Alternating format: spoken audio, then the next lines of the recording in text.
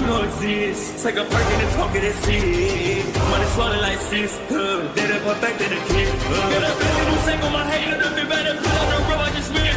I know we got $1 million. The devil that shit ain't not cheap again.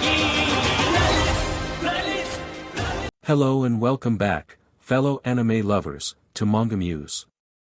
I am delighted to have you join us once again in the world of fanfiction and fantasy. This is the fourth part of What If Deku Meets Sonic? Special note, this fanfic is written and a masterpiece of Sonic Speed 546 on fanfiction.net. Do check and support the author too. Now smash the like, share and subscribe button for more. Also press the bell icon so that you never miss such great parts. Thanks for the introduction. Now let's dive into the world. Is the blue mouse afraid of taking a shower? Bakugou laughed from the back of the bus. How about I give you a shower of sharp quills, boom boy? Would you like that? Sonic yelled back. I'll kill you, mouse. Bakugou shot up from his seat. Jiro, who sat next to him, awkwardly scooted away further. Yeah, Bakugou may have a powerful quirk, but he's always angry, so he'll never be that popular. Tsuyu spoke up. Bakugou's burning eyes then instantly traveled from Sonic to Tsuyu. What? I'll kill you too, frog. Kaminari grinned from the side. You know, we just met you, so it's impressive that we already know your personality equals to that of a pile of burning trash. Sonic had to suppress a snort while Midoriya looked horrified at what he just said. Bakugou snapped towards him, causing Jiro to almost fall off her seat. You're gonna regret the day you applied to this school, loser. He screamed at him. Jeez. And I thought I had a loudmouth on me. I guess that's something you and your quirk both have in common, boom boy. Sonic snickered. A shouting match not just between Sonic and Bakugou but pretty much the whole bus erupted. Aizawa groaned as the bus came to a stop at its destination. He really needed to get this class under control. Quiet. All of you. We're here, Aizawa announced. Yes, sir. Tsuyu's wide eyes traveled to Sonic. Don't worry about it, Sonic. If there's a part in this training that involves water, then I'll help you out, ribbit, Tsuyu offered. Really? You would do that? Thanks, Tsuyu. Sonic smiled warmly. Yeah, it's okay. There's no need to be ashamed about it. Mina exclaimed with a gleeful expression. Once everyone got off the bus, the class became ecstatic when a pro hero named 13 was waiting for them and would be one of their instructors. Sonic thought the hero looked like a strange type of astronaut and was guessing the hero was a girl because of the robotic feminine voice. As the class was lead inside the USJ, the class marveled at the sight of the different zones inside, like the fire zone and landslide zone. Despite there clearly being a water zone, even Sonic thought it was impressive as he whistled at the sight. Hey, shouldn't All Might be here already? Let me guess, he booked an interview instead. Aizawa asked, clearly annoyed as the number one hero was nowhere to be seen. Actually, it was something else, 13 responded. None of the class could hear the whispering, but because of Sonic's hearing he could hear 13 say All Might had pushed himself over the limit again and would come by later. Oh Tashi. Sonic chuckled internally. Aizawa sighed, the clock's ticking, we should get started. Excellent. Before we begin, let me just say one thing. 13 began. She put a finger into the air. Listen carefully. I'm sure some of you are aware of my quirk. Black hole. I can use it to suck up anything and turn it into dust. While all of the class looked at 13 with awe, amazement, and even respect. Sonic shuddered as he heard this. He hasn't had the best experience with black holes in the past. Back when Eggman had created an intergalactic amusement park where he secretly was using it as a cover-up to enslave an alien species known as the Wisps to HRNSS their unique hyper-go-on energy. After Sonic had defeated Eggman and his Niga Wisp armor mech, a massive black hole was formed from the center of Eggman's amusement park due to mass amounts of negative hyper-go-on energy. Sonic had almost outrun it, but its gravitational pull was too strong and pulled Sonic in. But luckily the wisps had saved him in return for setting them free. Sonic still shuddered remembering how he almost got spaghettified if it wasn't for the wisps. He then shook those memories away, don't want to go through that again. Yeah. You used black hole to save people from all kinds of disasters. Midoriya claimed while Uraraka was aggressively nodding her head. She was a big fan of 13. That's true. But my quirk could also very easily be used to kill. 13 explained, causing some of the students to gasp. Some of you also have dangerous powers. All quirks in society are regulated, but because of that we often overlook how dangerous some quirks can actually be. She's not wrong, I sometimes have to hold back my speed against others to not hurt them too badly, Sonic thought. Thanks to Aizawa's and All Might's lessons you now know your quirk's potential and just how dangerous it can be. So bring that over to this lesson. Today you'll learn how to use your quirks to save people's lives. That's all I have to say. Thank you for listening. 13 finished as she bowed. The class then began to clap and cheer for 13. Right, now that's over dash, suddenly Aizawa was then cut off as the lights in the USJ began to flicker on and off before completely shutting down. Huh? Sonic sounded in confusion. While everyone was looking up at the lights in confusion, Sonic looked down at the fountain in the middle of the USJ and noticed a purple vortex of some kind starting to form. Mr. Aizawa, look! Sonic yelled out, pointing at the vortex. Aizawa turned around with widened eyes. 13. Protect the students. Aizawa yelled while putting his goggles on. Everyone's attention was now on the vortex below as suddenly dozens upon dozens of strange individuals started to walk out of the portal in all shapes and sizes. Something tells me they're not here to join the learning session, Sonic muttered to himself. Everyone stay back. Those are real villains. Aizawa yelled, putting his hand out. Instantly the whole class was struck with fear besides Sonic, who was only glaring down at all the villains. As more villains came out, including a behemoth of a blackish villain with a bird beak and an exposed brain wearing only cargo pants. There was one individual that stuck out. A man wearing a black sweater with a bunch of hands attached to his body walked out of the purple vortex next to the mammoth of a villain. But what really made the villain distinct was his disheveled and messy teal-colored hair.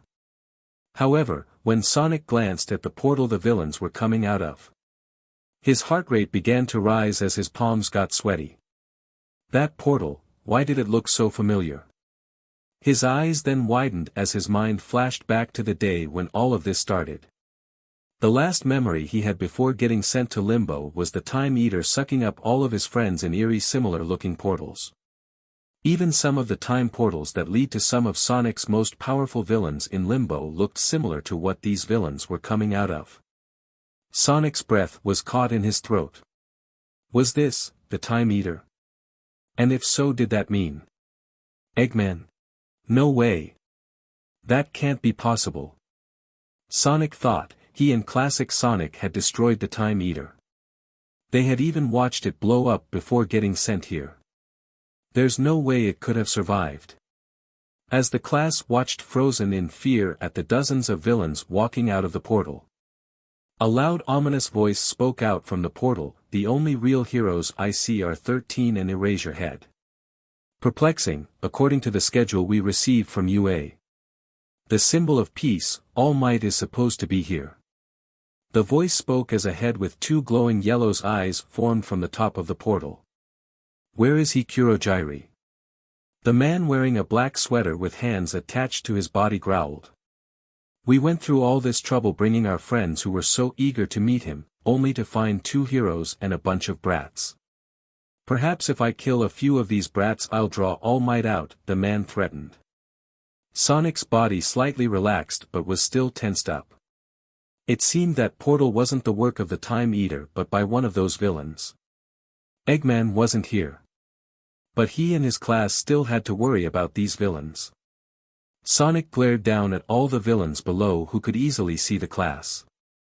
They then started to make their way towards the stairwell that led to the terrified class on top. Sonic then began to walk down the stairs to them but only got 3 steps before getting stopped by Aizawa's voice. Sonic. What do you think you're doing? What does it look like? I'm going down there to kick their butts. Sonic said, punching a fist into his gloved hand. The hell you are, you're staying up here with 13 and the rest of the class where it's safe. Aizawa ordered. Look Teach, we don't have time to argue about this, if we don't defend ourselves then we're not going to get out of here alive. Sonic shot back. Sonic, please don't. Even with your speed there are too many of them. You'll get overwhelmed. Midoriya pleaded while some of his other classmates gave pleading nods in agreement. You should listen to your classmates Sonic, it's too dangerous to fight all those villains alone. 13 spoke up in agreement. I'm warning you Sonic, you're staying here where it's safe, that's an order. Aizawa's eyes then glowed red as his hair and scarf began to float showing he was using his quirk on Sonic. Sonic looked at Aizawa surprised before starting to examine himself. He didn't feel any different at all, he still felt fast and full of energy. The blue hedgehog smirked at the erasure hero and did a mock salute before blasting away down the stairs leaving behind a blue blur and a shocked Aizawa. As Sonic made it halfway down the long staircase he jumped high into the air clearing lots of ground before landing into a crouched pose on the ground. The mass of villains who was walking towards the stairs stopped in surprise. What's this? It seems there's a bit of bravery here amongst all this fear. The Vortex villain spoke up. Ugh, I hate it when a child starts pretending to be a hero. League of Villains, kill that blue pest. The hand-covered man commanded. The massive black figure with a beak then began to walk towards Sonic with the rest of the villains before being stopped by the teal-haired villain. Not you Nomu, save your strength for when the real boss arrives. Sonic smirked as some of the villains started to fire bullets or raw energy out of their hands at him. Sonic rushed forwards dodging and weaving between the blasts and bullets before he then jumped and landed a kick on the closest villain's face. Using the force of the kick Sonic sent himself in the air before performing a homing attack on another villain who had 6 arms and were made out of rocks. Sonic landed gracefully after performing multiple homing attacks on some unfortunate villains before rushing forwards to a villain and punched him in the chest that sent the villain flying from the sheer speed. He felt movement from behind before he jumped up right before a minotaur-like villain could grab him. While midair he kicked the villain in the back of the head knocking him unconscious. The rest of the villains were caught off guard by the blue hedgehog's speed. Is that the best you slowpokes can do? Sonic yawned as more villains surrounded him. Who is this guy? How is he so fast? A villain asked in shock. I don't know but he's dead. Get him. Another villain shouted. As all the villains charged, Sonic only rolled his eyes before disappeared in a blur, confusing the villains. Where'd he go? One of the villains asked. Right here. The villain turned to his left before his face was met by a fist from Sonic. The villain was instantly knocked out before Sonic rushed at another villain who had drills for hair and kicked her in the stomach. Sonic then disappeared and reappeared all over the place knocking the villains out by moving faster than the eye could process. With the students, the class was watching the whole thing in awe, even Bakugou was awe-stricken. Sonic is taking on all of them by himself. Kaminari exclaimed. Aw man. Sonic is so manly. Kirishima said in shock. Who knew he was so good at this? It's like he's already a pro. Mina praised. Midoriya didn't speak and only watched his friend in awe. Sonic, you're so amazing. He was then brought out of his thoughts when Aizawa then began to run down the stairs to the fight. Back with Sonic, Sonic had curled into a ball before ramming into a villain whose entire body was his face. After uncurling he dodged a bolt of lightning from an electric villain. But Sonic hadn't noticed a villain coming up behind him, he turned last second and was about to dodge before a gray scarf wrapped around the villain and threw him up before slamming him into the ground. Sonic looked forward, finding Aizawa using his scarf to pull another villain towards him before kicking him in the face.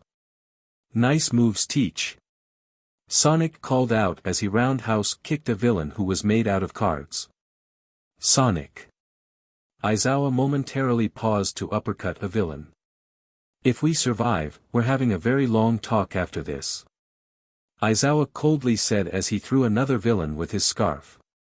Yeah, I know," Sonic responded before ducking under flying shards of glass and doing a homing attack on a villain made of glass who seemed familiar to Sonic. "Is everyone else okay?" Sonic asked. 13 is taking care of them," Aizawa responded as he used his nullification quirk on a villain before knocking the lights out of him with his fist. "Just focus on taking these scum down." "Sounds good to me," Sonic shouted before boosting into a group of villains, taking them all out at once and knocking them down like bowling pins. While Sonic and Aizawa continued fighting off the villains, the leader of these villains only watched annoyed as the number of unconscious bodies only grew. "How annoying. Kurogyri, go talk with the children up there, I'll handle these two," the hand-covered villain ordered. "As you wish, Tamura," Kurogyri said before warping away to the class. Aizawa delivered a kick into a villain's jaw, most likely breaking it. He then wrapped his scarf around a leech villain's head before pulling it and ramming it into the ground. Suddenly he heard an explosion coming from where the class was. He then turned his attention back to the class and could see the warp villain up there with them. "Oh no! The class!" Aizawa yelled. "What?" Sonic exclaimed before evading a villain's steel claws and performing a somersault kick on him. "That villain is up there with them. Sonic, go back and help them out. I can handle this," Aizawa claimed. "What? Are you sure?" Sonic shouted. "Yes. You're faster than me. Now go." Aizawa yelled as he grabbed multiple villains and slammed them together with his scarf. Sonic looked at Aizawa before reluctantly taking off towards his classmates. Sonic made it to the top of the stairs to find the warp villain reforming himself after taking the blast, most likely from Bakugou. "Ha! Guess you were just all bark and no bite," Bakugou mocked. "Yup, definitely was Bakugou. You live up to your school's reputation, but you should be careful, children. Otherwise, someone could get hurt." The villain spoke, now completely recovered. "You two out of the way." 13 yelled to Bakugou and Kirishima as she pointed her finger at the villain, intending on using her quirk. "I'll scatter you all across this entire facility so you can meet my comrades. And your deaths," the warp villain stated before he expanded himself around the entire class. "What the heck?" Sonic exclaimed as he covered his face from the darkness. Sonic couldn't see a thing in front of him but could still hear the cries of his classmates and friends. Suddenly Sonic felt like he wasn't standing on ground anymore as the darkness around him evaporated and he found himself falling in the air out of a portal. Sonic, while falling, looked down and saw his worst nightmare. He was about to fall into water. "Well, just my luck," Sonic screamed as he plummeted all the way down until he landed with a splash in the water. The blue hedgehog instantly felt the cold water all around him as he began to sink. Sonic then desperately started to wave his arms and legs frantically to get to the surface, but with no such luck. Sonic then stopped as he felt like he was about to run out of air before luckily he spotted an air bubble, having done this a bunch of times before. Sonic opened his mouth and gulped the air bubble, replenishing the lost air. "That's better, huh? What's that?" In the distance, Sonic could make out two black figures who were swimming in his direction. As they got closer, Sonic squinted his eyes and could see two shark-like villains. One resembling a great white and the other a hammerhead. Sonic gasped before quickly shutting his mouth to not lose any more air. Well, what do we have here, little bro?" The great white laughed maliciously.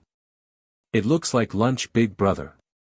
I've always wondered what fresh hedgehog tastes like," the hammerhead said as he licked his lips. The two shark villains then began to rapidly swim towards the hedgehog. Sonic's eyes widened as he then began moving his legs at such speeds that they appeared like donuts. With this Sonic began to slowly make it up to the surface, but he knew he wouldn't make it on time. Sonic even swore the bubbles around him looked like numbers counting down with every second the villains got closer and closer. "Sorry about this kid, but we're hungry," the Great White exclaimed before opening his jaw revealing rows of sharp teeth. Sonic closed his eyes bracing to be eaten before opening then to find Tsuyu kicking the Great White villain in the head which pushed him into the hammerhead. Sonic could see both Midoriya and the purple ball-haired kid Mineta in Tsuyu's arms. Sonic! Rib bit, Tsuyu then sent her tongue at Sonic which wrapped around the blue hedgehog. She then swam rapidly to the surface before she put the three on a nearby ship, but more like throwing with Mineta after he made a comment about her assets. After she then climbed up the ship. "You saved my life, Azui," Midoriya thanked. "I told you, call me Tsuyu," Tsuyu replied gaining a quick sorry in return. "Yeah, thanks for the save back there Tsuyu. If it wasn't for you I would have become fish food." Sonic shuddered.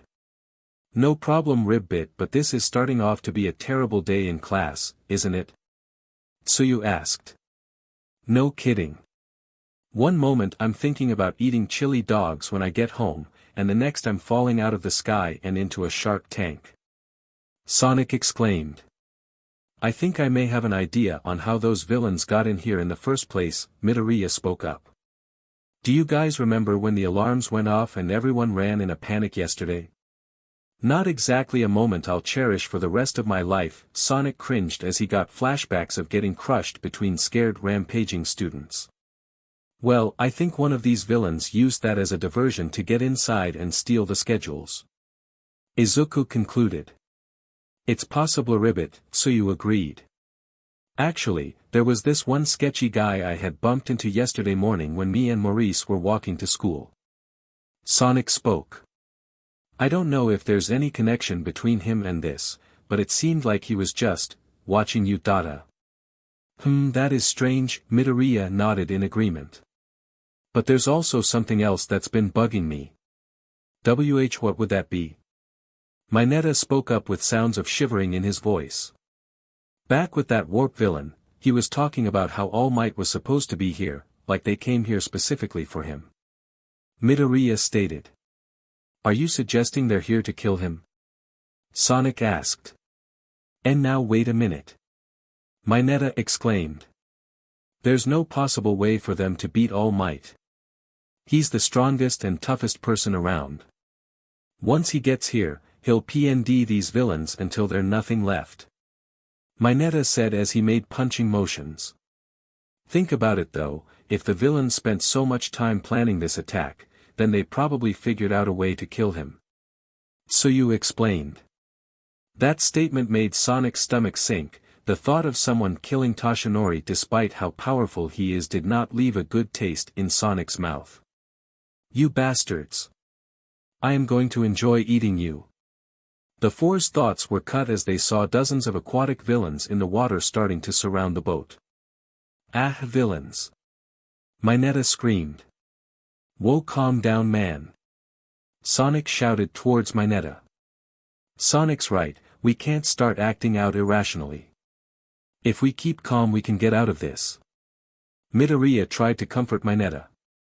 "If these bad guys really do have a way to kill All Might, then it's up to us to stop them," Midoriya exclaimed. Sonic chuckled before slamming his fist into his glove. "Right. So what's the plan?" "The plan is simple. We fight our way out of this." Midoriya smiled.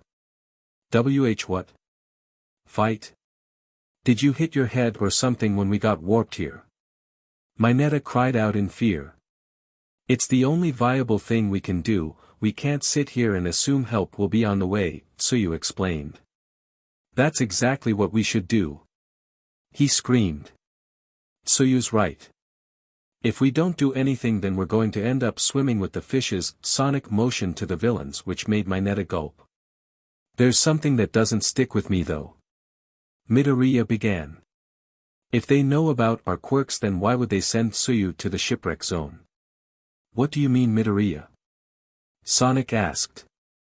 What I mean is, I don't think the villains know what our quirks are. It's probably the reason why they haven't already climbed up here to kill us, Midoriya concluded. Because they don't know what we can do. Yeah, I think you might be onto something. Sonic agreed.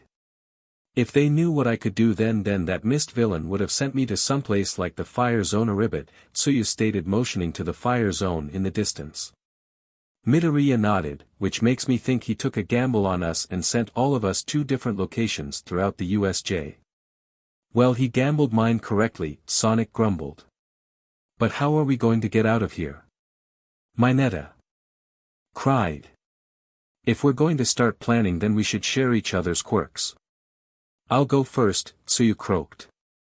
Obviously, I can jump high and pretty much cling to any wall. And of course there's my tongue, I can stick it out about 20 meters. Oh yeah. And I can spit out my stomach so I can clean it out. But that's not really important.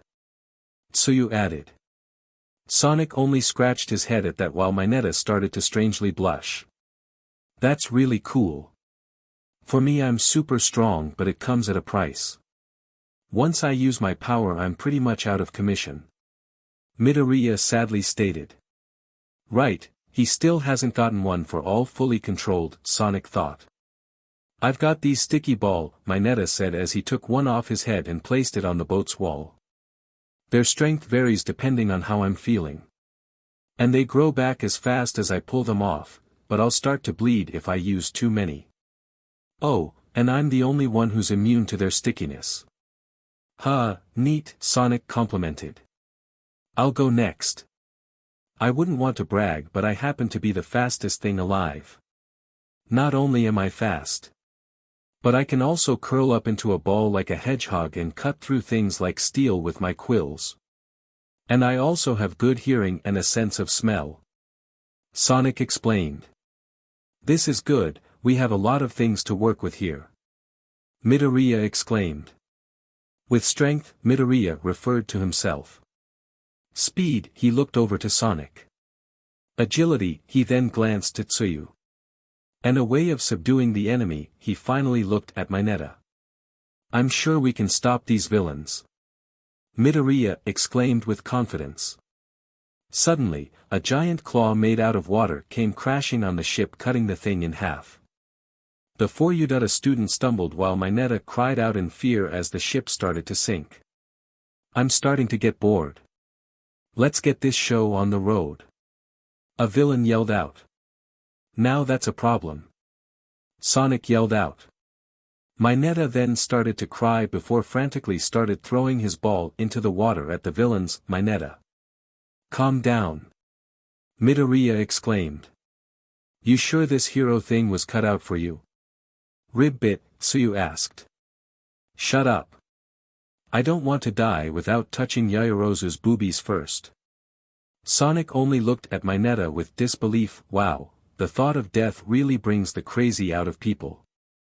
Listen up, the 3 then turned to Izuku as he turned to them. I have a plan. Heh, do you hear that? It sounds like they're crying for their mommies. A villain laughed. Hey now, don't forget Shigaraki told us to keep our guards up. We can't judge them by how old they are, but by their quirks. Another villain reminded. Before the other villain could respond, they were interrupted by a scream as they looked up to see Midoriya yelling on the edge of the boat. Izuku then jumped off the ship and readied his finger, aiming it at the villains. Sonic watched in amazement, and then an idea popped into his head. Although this wasn't part of the plan, Sonic figured he could still make it work. Doing something similar to Midoriya, Sonic got a running start before jumping off the ship, surprising Tsuyu and Mineta. Midoriya was about to launch his attack before he noticed Sonic in the air next to him. Sonic, don't worry about me. Keep doing the plan. Sonic called back. Not having the time to argue, Izuku focused back on the villains as he put his fingers into a flicking motion. While with Sonic, the blue hedgehog had brought his leg up intending on bringing it down towards the direction of the villains. Delaware. Sonic. Smash. Wind. Both Midoriya's and Sonic's attacks created gusts of pure winds that cracked the air and went straight towards the villains in the water. Before they struck, the two wind attacks combined into one larger and more powerful gust of wind that impacted the water. The explosion of water that came afterward sent the villains flying and screaming. Tsuyu. Now. Midoriya screamed. Here we go, Mineta. Tsuyu with all her strength jumped as far as she could towards the free-falling Izuku and Sonic while Mineta screamed the whole way. She used her tongue to wrap around both Midoriya and Sonic as they flew towards land. Eat lead, you villains. Mineta screamed with tears flowing out of his eyes as he threw more purple ball at the villains midair. What the hell? I can't get them off. A villain yelled. They're too sticky. All the villains were now stuck together and couldn't get free from one another thanks to Mineta's quirk. Wow! Nice job, Mineta. That worked out perfectly. Sonic praised, which made Mineta blush out of embarrassment. The four of them then landed on shallow water which Sonic could walk on. Not too shabby if I do say so myself. Sonic said, looking back at the villains who were now stuck together. They headed towards the center of the USJ with Midoriya starting his muttering again about how the plan could have gone more efficiently before Tsuyu had shut it down. Eventually the squad made it to land. Yes. Solid land. Sonic cheered. Midoriya laughed before hissing out of pain because of his broken fingers. Whoa, are you okay, Midoriya? Tsuyu asked out of concern. Wadash. Oh. Yeah, don't worry about me. We should make getting help our top priority. Midoriya said as he hid his fingers away. If we follow the shore to the exit, then we can avoid the central plaza entirely. Good idea. That way we can avoid the villains. Mr. Aizawa is facing entirely, Tsuyu pointed out to the loud noises coming from the fighting at the central plaza. Sonic looked towards the exit. He could easily speed the four of them over there now that he was on land. But something in the back of his mind was telling him it was wrong to leave Aizawa. After all, Aizawa had come to help Sonic in that battle. The blue blur was about to speak up before Midoriya beat him to it. If he doesn't get some backup, then he's just going to overexert himself. He'll get defeated by those villains because he was only trying to keep us safe. Midoriya worriedly explained. Wait, don't tell me you're suggesting. Mineta began. It's exactly what it sounds like, Sonic cut in, gaining the three's attention. Midoriya is right. We can't just leave Mr. Aizawa to fight this battle alone. Would we have the right to call ourselves heroes if we did? Sonic asked the group, so I say we join the fight and take these guys down. So who's with me? Midoriya smiled as he nodded his head. Alright, you convinced me, Ribbit, so you agree. Mineta was trying to hold back tears before he exploded. Fine.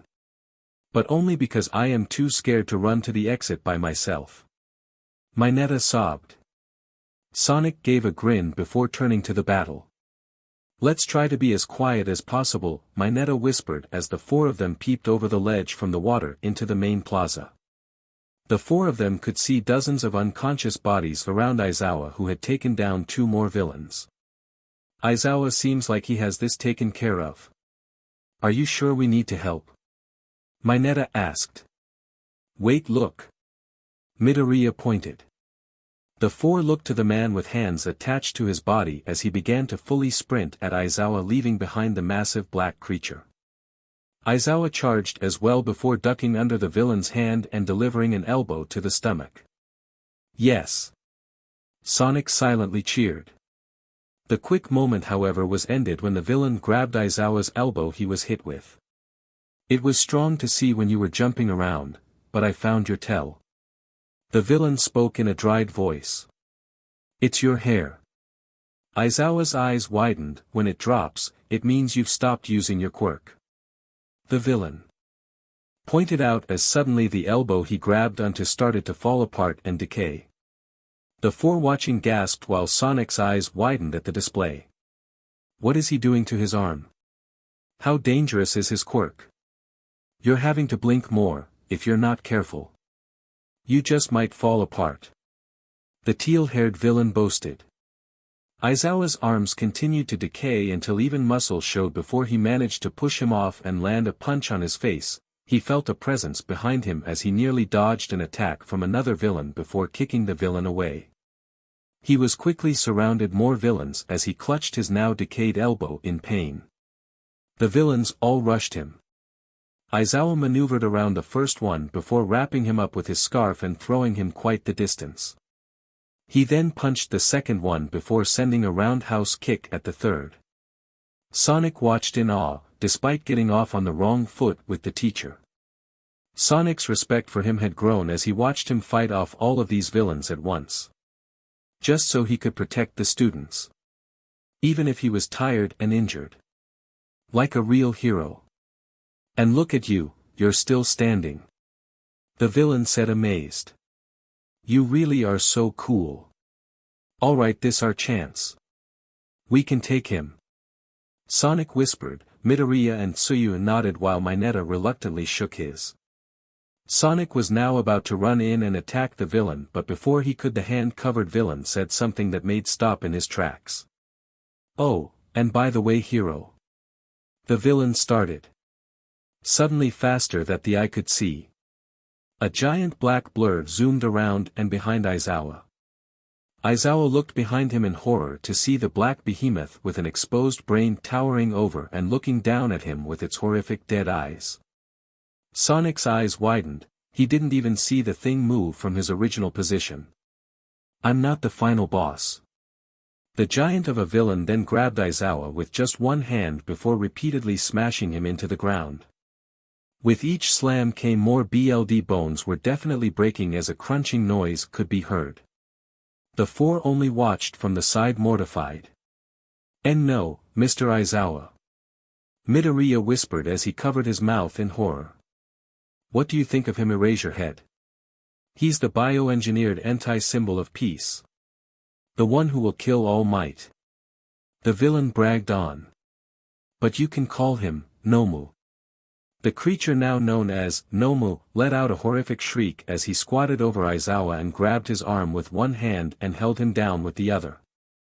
Sonic continued to watch the scene in shock, but that shock soon turned into anger as he clenched his gloved fists and gritted his teeth. If anyone didn't have their attention on the brutality happening in front of them, they would have noticed that Sonic's fur had flashed gold for just a split second before turning back to blue. I guess we found out how they plan on beating All Might. Sonic said silently. How do we plan on beating that? Mineta quietly cried out. I don't know if we can, Midoriya whispered in fear. Aizawa, still in the Nomu's grasp, painfully looked at the monster and activated his quirk on him, only for the Nomu to step on him, arm breaking it and causing Aizawa to cry out in pain. Suddenly a portal opened, and the mist villain warped into existence. Tamura Shigaraki, the villain, spoke. Kurogyri, did you manage to kill 13? The villain, now known as Shigaraki, asked. The rescue hero is out of commission, but I'm afraid there were some students I couldn't disperse and one had unfortunately slipped from my grasp and got out of the facility, the warp villain known as Kurogyri stated. Someone got out. That should mean help is on the way. Sonic noted. Shigaraki stared at him for a moment before he furiously started to scratch his neck. Kurogyri, you fool. Shigaraki whispered menacingly as he tore at his neck.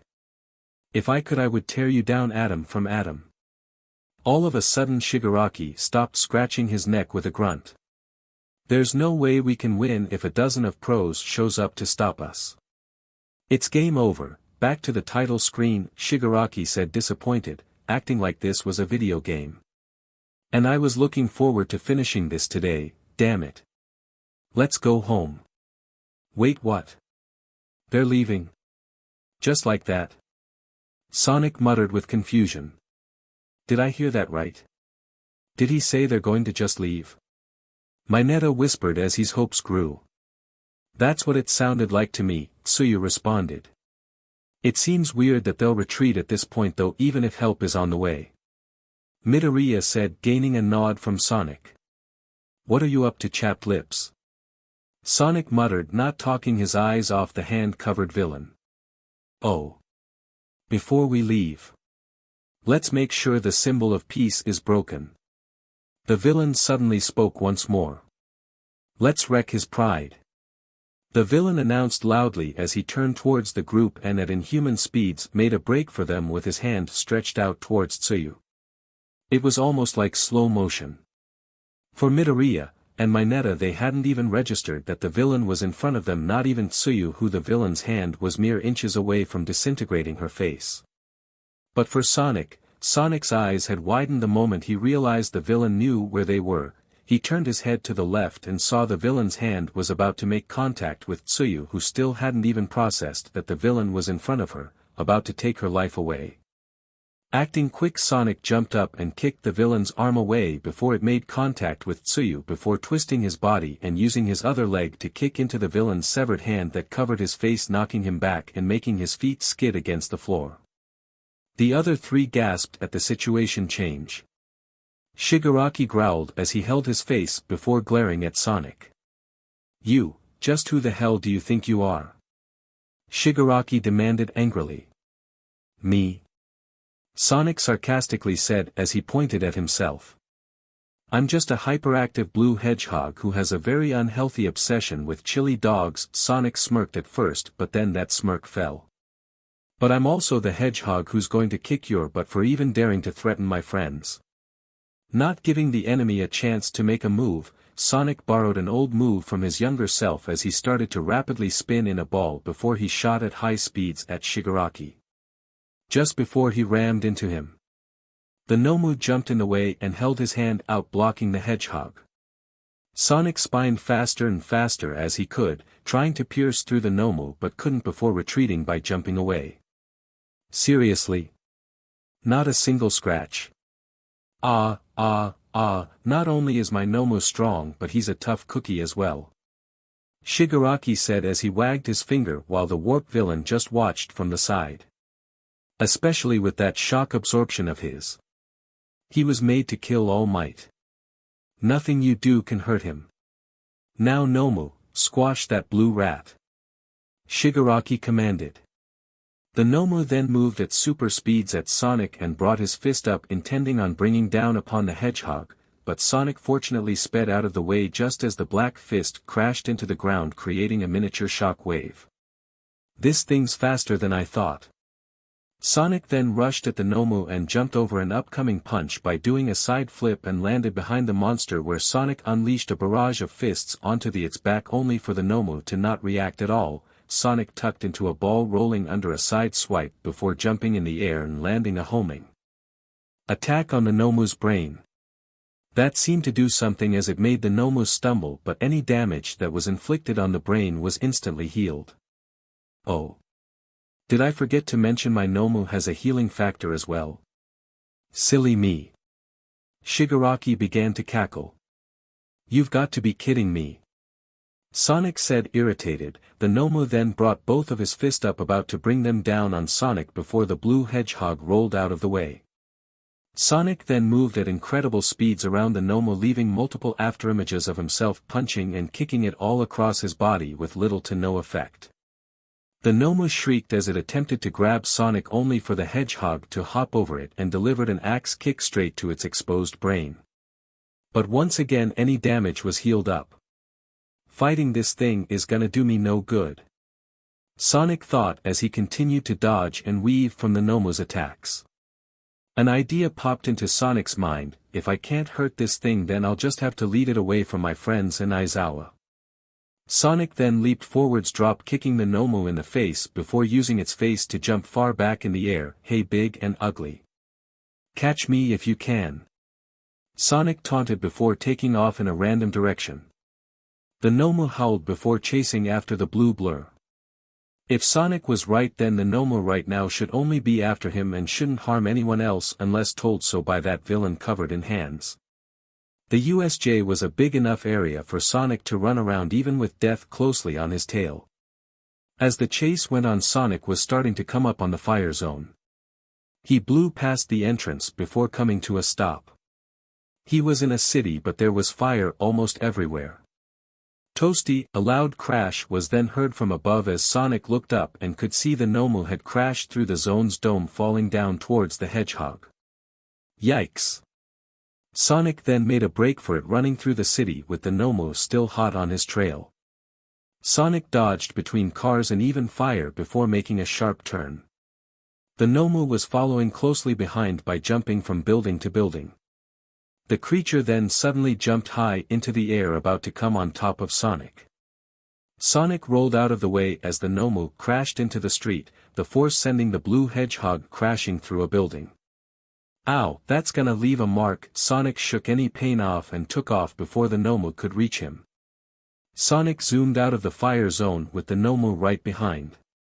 As much as Sonic wanted to ditch the USJ entirely, he couldn't risk bringing this monster into a populated area where someone could get hurt by this thing.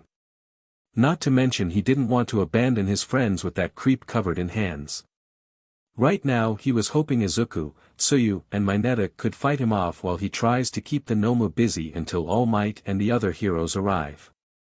As Sonic entered the mountain zone, he could see up ahead Jiro and Momo Yaoyorozu were back up against a wall by a horde of villains. Sonic smirked. Let's give them a helping hand, shall we? Hey! His two classmates as well as the horde of villains turned to his direction and could see Sonic rapidly approaching. Sonic then boosted forward, appearing like a blue comet before he crashed into the villains, taking most of them out in an instant. Hey guys! Bye guys! Sonic waved as he blasted by. Momo and Jiro only looked stunned before they heard a shriek as the Nomu charged by, trampling over any of the villains. Sonic missed as they let out cries of pain and fear as it continued to chase after Sonic. Jiro turned to Momo. What just happened? Sonic parkoured between mountains before grabbing one of the mountain's peaks and swung around, using his momentum to shoot himself through the air and out of the zone. While midair, Sonic twisted his body around to find the Nomu in the air right after him. Sonic wind. Sonic kicked his leg forwards as a gust of air shot towards the Nomu, who brought its arms up to block it. Sonic landed on the ground in a crouched position before taking off just below the speed of sound. As Sonic ran, he looked over his shoulders and could see the Nomu was chasing him, only this time on all fours like it was a wild animal. Yeesh. I think I'd rather get chased by the GUN truck again than by this thing. Sonic grimaced. Sonic entered the landside zone before maneuvering around the many destroyed buildings and debris. He could see one of his classmates ahead with a bunch of villains frozen in ice around him. Todoroki was it? Roki. Give me some ice, would ya? Sonic shouted. Todoroki looked surprised seeing Sonic but didn't have time to question as he could see the Nomu right behind Sonic. He slammed his foot into the ground as a massive cluster of ice shot towards Sonic's direction. Sonic curled into the ball, easily cutting through the ice, but the Nomu effortlessly busted through it as the wall of ice exploded into many pieces. Todoroki stood there shocked while Sonic jumped into the air and grabbed a piece of ice. Thanks man. Sonic gave him thumbs up before turning and running up the landslide with the piece of ice in hand. As he made it to the top of the landslide zone, Sonic came to a stop before he peeped over the ledge and could see the Nomu climbing up quickly. The Nomu with a screech jumped up, throwing an attack, but Sonic simply stepped back, causing the Nomu to miss and fly over due to its momentum. Have a nice flight. Sonic waved. The blue blur then jumped off the edge as he slid down the landslide on top of the piece of ice like a snowboard. Ah yeah. Midoriya was shaking as he stared at the two villains in front of him. Sonic and that thing had taken off somewhere, just leaving the five of them. Tsuyu and Mineta were terrified as they stood behind Izuku, with Mineta even looking like he would wet his pants any moment. Suddenly the villain covered in hands walked forward. Sorry kids, but if it isn't All Might we're killing, then you'll have to do. We have to get our point across somehow, the villain sighed in annoyance. WW8. Izuku put his hands up. I don't want to fight you. I just want to know, why are you doing this? Why would you want to kill All Might? Midoriya asked with a shaky voice. The villain took a pause. Almost a bit surprised. Interesting, you're so far the only person who wants to resort to words rather than violence. He spoke. Very well, you see kid, the reason why we want to kill All Might is simple, the villain began. He is everything wrong with this cursed society, a false symbol of security and safety. He isn't even here to protect you from us when the scheduling we stole yesterday said he would be here today. Midoriya's eyes widened. So he was right. A villain had infiltrated the school yesterday. What kind of hero does that and abandons his students? A fake one is what I can tell you. And that is what society has come to. But haven't you seen the good he's done? The many lives that he's saved. Sure he makes mistakes but he's only human like the rest of us. Izuku tried to argue. Only human. Shigaraki repeated, humans only ever think about themselves. They turn their backs on people in need and shun those who have quirks that look the slightest bit villainous. And All Might represents all of that. He shouted. Midoriya only stood there shocked. What was he talking about? All Might represented the best of humanity. He wouldn't just turn his back on someone who needs help. Midoriya then activated One for All before he sent a punch towards Shigaraki. But before it could hit him, the warp villain spawned a portal the attack went through before opening another portal redirecting the attack. And what happened to just using our words? Look at you proving me right. You turned your back and resorted to violence. Shigaraki spoke before he stepped forward. Izuku put his hands out protecting Tsuyu and Mineta. So, say your prayers. Sonic flew down the landslide, sliding between debris and ruins that were sticking out of the ground. He could hear sounds of destruction behind him as the Nomu was tearing through everything in its path to get to Sonic. Big Bird sure is persistent, I'll give it that. Just as the Nomu was about to snatch Sonic from behind, Sonic flew into the air after going over a ramp. Who? Sonic exclaimed as he did multiple tricks with his ice board. Just as he was about to hit ground, a dark purple portal formed under him at the last second before Sonic flew through it, crashing into the ground when he came out the other end, his ice board shattering as he tumbled across the ground. Izuku, Tsuyu, and Mineta gasped as they saw him. Sonic groaned before he noticed a shadow loomed over him. He looked up in shock to see the Nomu staring down at him with its pale eyes before grabbing him and bringing him into a bear hug. Well, look who decided to drop in. How tragic, even though you're faster than my Nomu. That's quite the only stat you have over him. Otherwise, my Nomu bests you in everything else, hedgehog. Shigaraki mocked. Sonic gritted his teeth in pain as he could feel his bones popping under the pressure, the life being squeezed out of him. Let go of him. Midoriya yelled as he charged up an attack. Smash! The attack landed on the side of the Nomu but was met with the same result as Sonic's attacks from before. It didn't do anything. Midoriya said mortified. That quirk of yours sure is powerful. Are you perhaps one of All Might's disciples? Shigaraki questioned. Has anyone told you, you have a very unhealthy obsession with allmight? Sonic screamed as he was squeezed harder. Nomu, kill these two pests, I'm going to go disintegrate those two over there, Shigaraki said as he started to menacingly walk over to Tsuyu and Mineta, who watched in terror. But before Shigaraki could make a move, the sound of two doors opening at the entrance echoed through the USJ, grabbing everyone's attention. At the entrance, Uraraka and Mina, who were tending to 13 after she had injured herself fighting the warp villain, looked to the doors as a massive figure walked in and cried tears of joy at the arrival of All Might. The other students who happened to not get teleported away smiled as their savior was finally here. But there was one key difference about All Might this time. And that he was not smiling. Do not worry, children. All Might began as he ripped the tie off he was wearing. Because I am here. We're saved. Mineta cried out in joy. Ribbit, Tsuyu could only croak. He's here, Midoriya muttered. The Nomu had dropped Sonic in response of the new arrival where Sonic started to cough before he looked up towards All Might. Sonic grinned, it looks like the cavalry has arrived. So, the heroic piece of trash has finally arrived. It's about time, Shigaraki spat. Many of the street villains started to get up and looked up towards the stairwell at the symbol of peace in shock. It's really All Might. I've never seen the guy in person. He's bigger than I thought. Come on guys, if we strike first then we'll surely y-dash. Before the villain could even finish speaking, All Might moved at incredible speeds down the stairs and at the villains, knocking them all out in the process while picking up the now bloodied and unconscious Aizawa.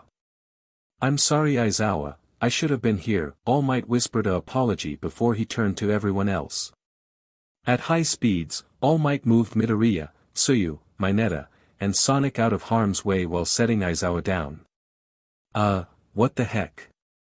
Mineta said, confused as he was moved at super speeds. Go. Get back to the entrance. And take Aizawa with you. Yes sir. Mineta responded as both he and Tsuyu started to lift Aizawa. What took you so long? Sonic asked. Sorry, communication was down and I didn't know this was happening until Tenya Ida came running into UA. But do not worry young Sonic. I'll stop these villains. But All Might. That thing absorbed absorbed my punch. He's too strong. Midoriya worriedly explained. Young Midoriya. All Might's voice stopped his young successor, I got this. All Might smiled as he gave a thumbs up. Now go. Both of you. You got it coach. Sonic said as he began to help carry Aizawa with the other three. All Might smiled as he turned back to the villain. He got into a stance before charging at the villain. Carolina. All Might began as he brought his arms into a X stance. Smash. All Might yelled as he swiped them across at Shigaraki. Nomu, suddenly the Nomu jumped in front of the attack, tanking the entire hit. The waves behind them were sent back because of the force of the attack. Huh. The Nomu growled before attempting to grab All Might as the symbol of peace ducked under the grab. Guess Midoriya wasn't wrong when he said it had no effect on you. All Might yelled as he punched the Nomu with such force the wind around it cracked. The Nomu responded by swiping at All Might only for him to dodge and send multiple punches into its face. Doesn't matter where I punch you, does it? All Might spoke as he jumped away before sending more punches. That's because Nomu here has shock absorption, All Might. Just like what I told that blue pest, you can't hurt him unless he lets you slowly gouge out his flesh, Shigaraki explained as he watched. But I doubt he'll let that happen. You've finally met your match. Shigaraki stated while cackling. Sonic's fought this thing? All Might asked in surprise as he sent a kick into the side of the Nomu. Sonic? Oh, is that the name of that blue rat? Shigaraki asked. I'll have to admit he gave my Nomu a challenge because of that speed of his. I'll even go far as to say that rat is even faster than you. Guess that shows you really have gotten weaker over the years, haven't you, All Might? It doesn't matter if I have gotten weaker. All Might exclaimed as he jumped up and kneed the Nomu in the chin. Because you just showed me how to beat him. All Might yelled as he grabbed the Nomu from behind. All Might grunted as he lifted the Nomu up, all I have to do is wear him down. And then it's on to you. All Might yelled as he performed a suplex with such force that when the Nomu impacted into the ground, a shockwave dispersed across the entire facility while a giant cloud of dust flew into the air. As Sonic helped carry Aizawa, by the time they made it to the bottom of the stairs where their classmates were at the top cheering for All Might. They had felt the shockwave from All Might's suplex. Are you guys seeing this? That suplex looked like a huge explosion. Mineta exclaimed. It's a lot different seeing it in person than on television, Ribbit, Tsuyu agreed. I know, right? All Might is literally unstoppable. Both Sonic and Izuku shared a glance of concern at that. Both knowing the secret that All Might isn't really all that invincible as he seems. I really hope Tashi can handle this. I couldn't even put a dent into that thing, Sonic thought as he looked back. Sonic then stopped dead in his tracks as the dust cleared. Guys? The three of them turned around, stopped and shared the same look of terror. All Might, who had just delivered a suplex to the villain, had now been stabbed by the Nomu's claws through his weak spot. The warp villain had created two portals just at the last second right before the Nomu hit the ground and another under All Might, for when All Might slammed the Nomu inside the portal the Nomu would come out under All Might, getting a clear shot at his unknown weak spot. Sonic glared at the scene in anger. His fur once again flashing gold for an instant before going back to blue, which this time had been noticed by Tsuyu, who gave a curious rib bit. He wasn't going to let Toshinori die, the person who's been taking care of him and Maurice ever since they arrived to this world. The person who gave them shelter and food and a bed to sleep in. The hero who cared for them. Guys, take care of Mr. Aizawa and get him to the top of those stairs for help. I'm going to go help All Might. Without giving them time to respond, Sonic took off towards the fight, barely hearing Izuku call out his name. Sonic ran, creating a sonic boom as he rapidly approached the two villains. Spotting the warp villain up ahead, Sonic was just about to boost into him before suddenly an explosion intercepted him, hitting the warp villain. "Stay out of the way, Blue Mouse!" Bakugou yelled. Sonic looked up to find Bakugou's hand on a strange metal collar around the warp villain, which must have been the villain's body. "Heh, it's about time you joined the party, boom boy," Sonic smirked as ice then suddenly crawled up the Nomu's legs and arms. "I wouldn't exactly call this a party." Sonic turned around to find Todoroki, who was walking towards them as ice spread with every step he took. "One of your poorly trained thugs told me you're here because you think you can kill All Might," Todoroki stated as he stared coldly at Shigaraki. All Might, now noticing the Nomu's grip was weakened because of the ice, pulled the Nomu's hands out before flipping away and landing while holding on to his bloodied wound. Kirishima also appeared from behind and attacked Shigaraki, getting the jump on him, but the villain had dodged the attack. Sonic heard panting behind him to find Izuku coming to a stop. "Midoriya? Hey, I want to help too." Sonic smirked and gave him a thumbs up. "Well, I guess all the heavy hitters are here. If I were you, I would just give up now before you face a beatdown," Sonic shouted, as now him, Midoriya, All Might, Todoroki, and Kirishima all surrounded Shigaraki while Bakugou had Kurogyri pinned under his palm. The villain stayed silent before looking towards the warp villain, Kurogyri. Shigaraki began. "How could you let this brat get the best of you? You've gotten us into a real jam here." "Ha! It's because you got careless, you dumb villain," Bakugou retorted. Shigaraki only sighed. "Kids these days, taking out my best men.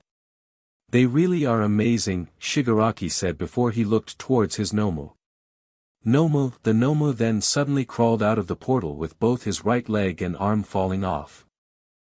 How is that thing still alive?" Midoriya said in shock. "How do we know if it's even alive?"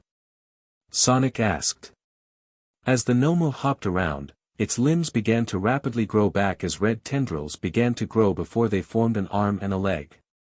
"Regeneration!" Todoroki yelled in shock. "What's the deal? I thought you told me shock absorption was this thing's quirk." All Might shouted as steam started to pour off him. "I never said it was his only quirk," Shigaraki corrected him. "Nomu here has been modified in every way to counter you. Now, to free our method of escape," Shigaraki said as he stared towards Bakugou, who had the warp villain pinned. "Nomu, kill him."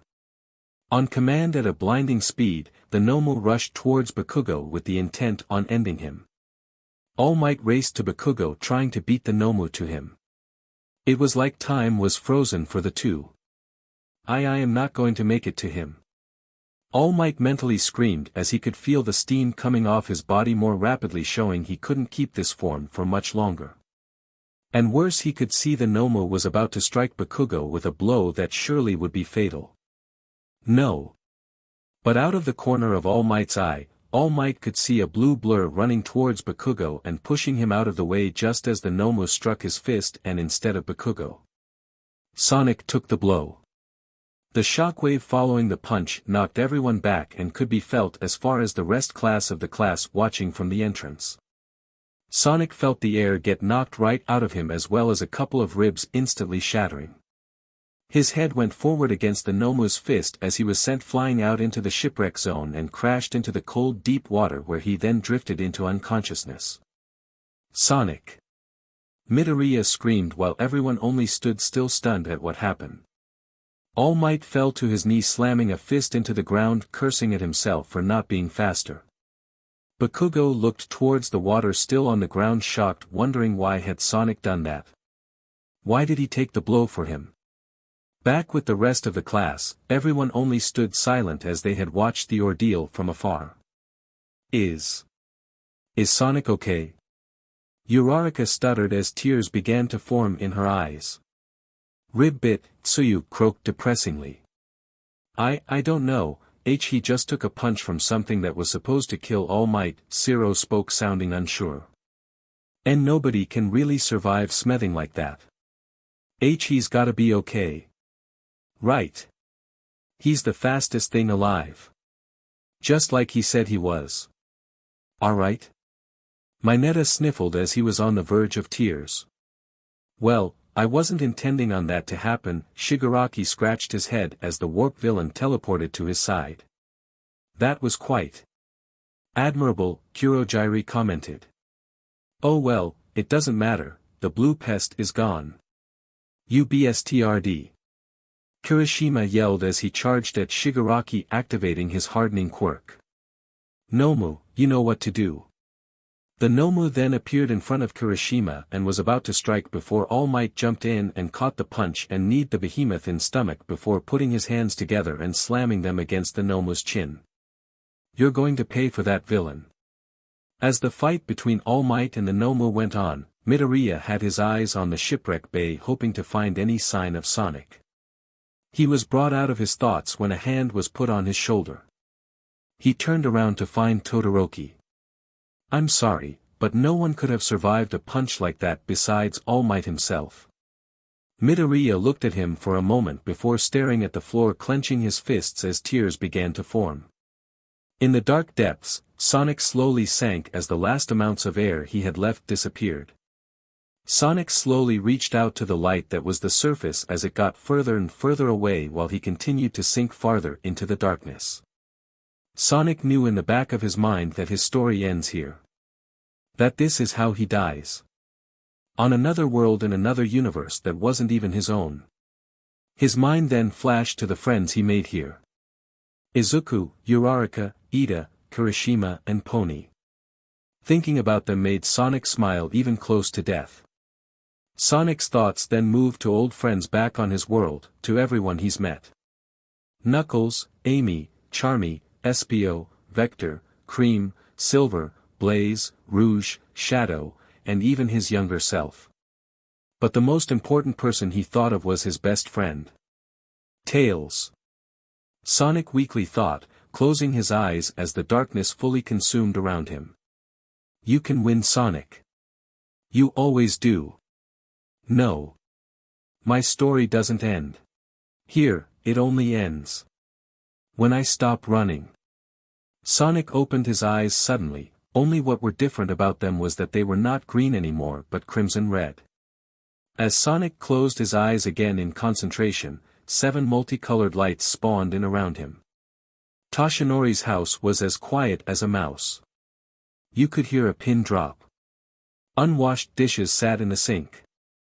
Pillows from the couch were on the floor while a cobweb was strung on the corner of the ceiling. In Sonic and Morris's room, the bed sheets were falling off, and on the desk was a pencil for when Sonic and Classic Sonic had to do homework. The pencil then started to shake as the whole room did. Through the closet door, different colored lights poured through the cracks as it grew in luminosity before all of a sudden it stopped as did the shaking. All Might fell to a knee, clutching onto his weak spot, having been struck there by the savage Nomu once again. His form became smaller as more steam came off him. I don't know how much longer I can go on, All Might fearfully thought. I'm starting to notice a pattern here, Shigaraki commented. You really start to get hurt once my Nomu hits that key spot on you, Shigaraki pointed out. Midoriya's eyes widened, realizing the villain had figured out All Might's weakness. Good, Nomu, Shigaraki began. Rip his heart out. As the Nomu began to stride over to the weakened All Might, with everybody watching frozen in fear about what was about to happen. A bright golden pillar of light shot out from the water of the shipwreck zone and into the air with such power and brightness that the water was being pushed back from the origin point while the entire USJ was being bathed in golden coloring. Everybody turned to the light in a mix of shock and awe, while the Nomu just stared at it with its cold dead eyes. What? What is this? Shigaraki yelled as he covered his face from the harsh winds being generated. Midoriya put his hand in front of his face, watching the thing in awe before his mind went to his blue friend. Sonic.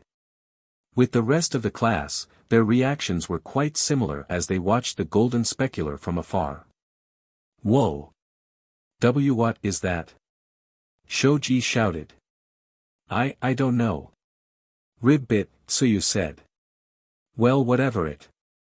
Zero grunted as he put a hand in front of his face to protect it from the wind and dust. We can feel it from all the way over here. Do you feel that? Tokoyami asked to Kaminari after they defeated the final villain in their zone. Yeah, but what is it? Kaminari questioned. Now what could that possibly be? Momo said, holding on to the metal rod she had created to fight off the villains in her zone while she stared at the golden light in the distance. No clue. Jiro replied before she stuck her earphone jacks into the ground. But whatever it is, it's creating shockwaves throughout the facility. Maybe even the whole city. Let's just hope everyone else is okay.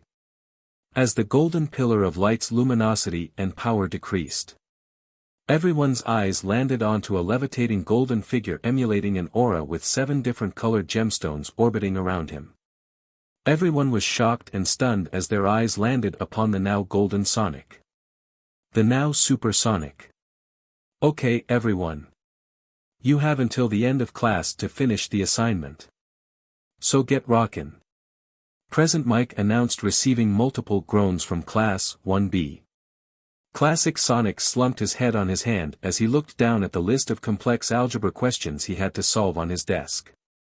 This was going to be strong. Classic Sonic glanced to his friend Reiko, who surprisingly was solving the questions without any difficulty. Hey! No peeping on other students, Maurice. Present Mike called out. Classic Sonic only slammed his head onto the desk in response, knowing he was screwed. His ears then perked up as he heard a PSSS.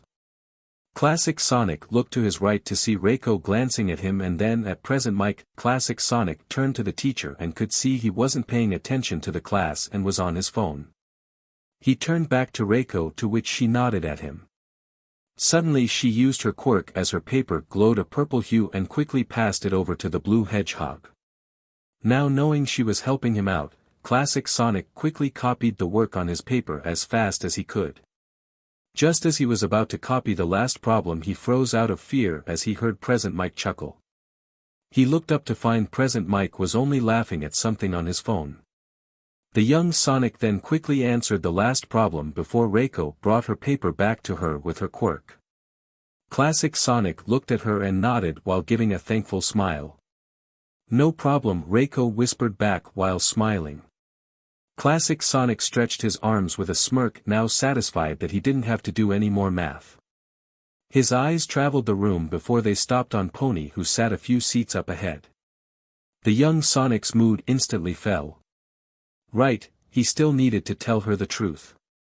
It was going to be strong, not just with explaining everything through writing but saying goodbye. Sure, he didn't know her for that long, but they've grown close. Especially after the mock battles. She might not even believe him. When classic Sonic tells her, she might just think he's joking and say something like, "Oh Maurice, you're so silly." But he could only imagine the look of hurt on her face when he'll eventually stop coming into class. Classic Sonic sighed, but then he froze. He froze out of confusion. As of this moment, classic Sonic could sense a massive increase of chaos energy in the area.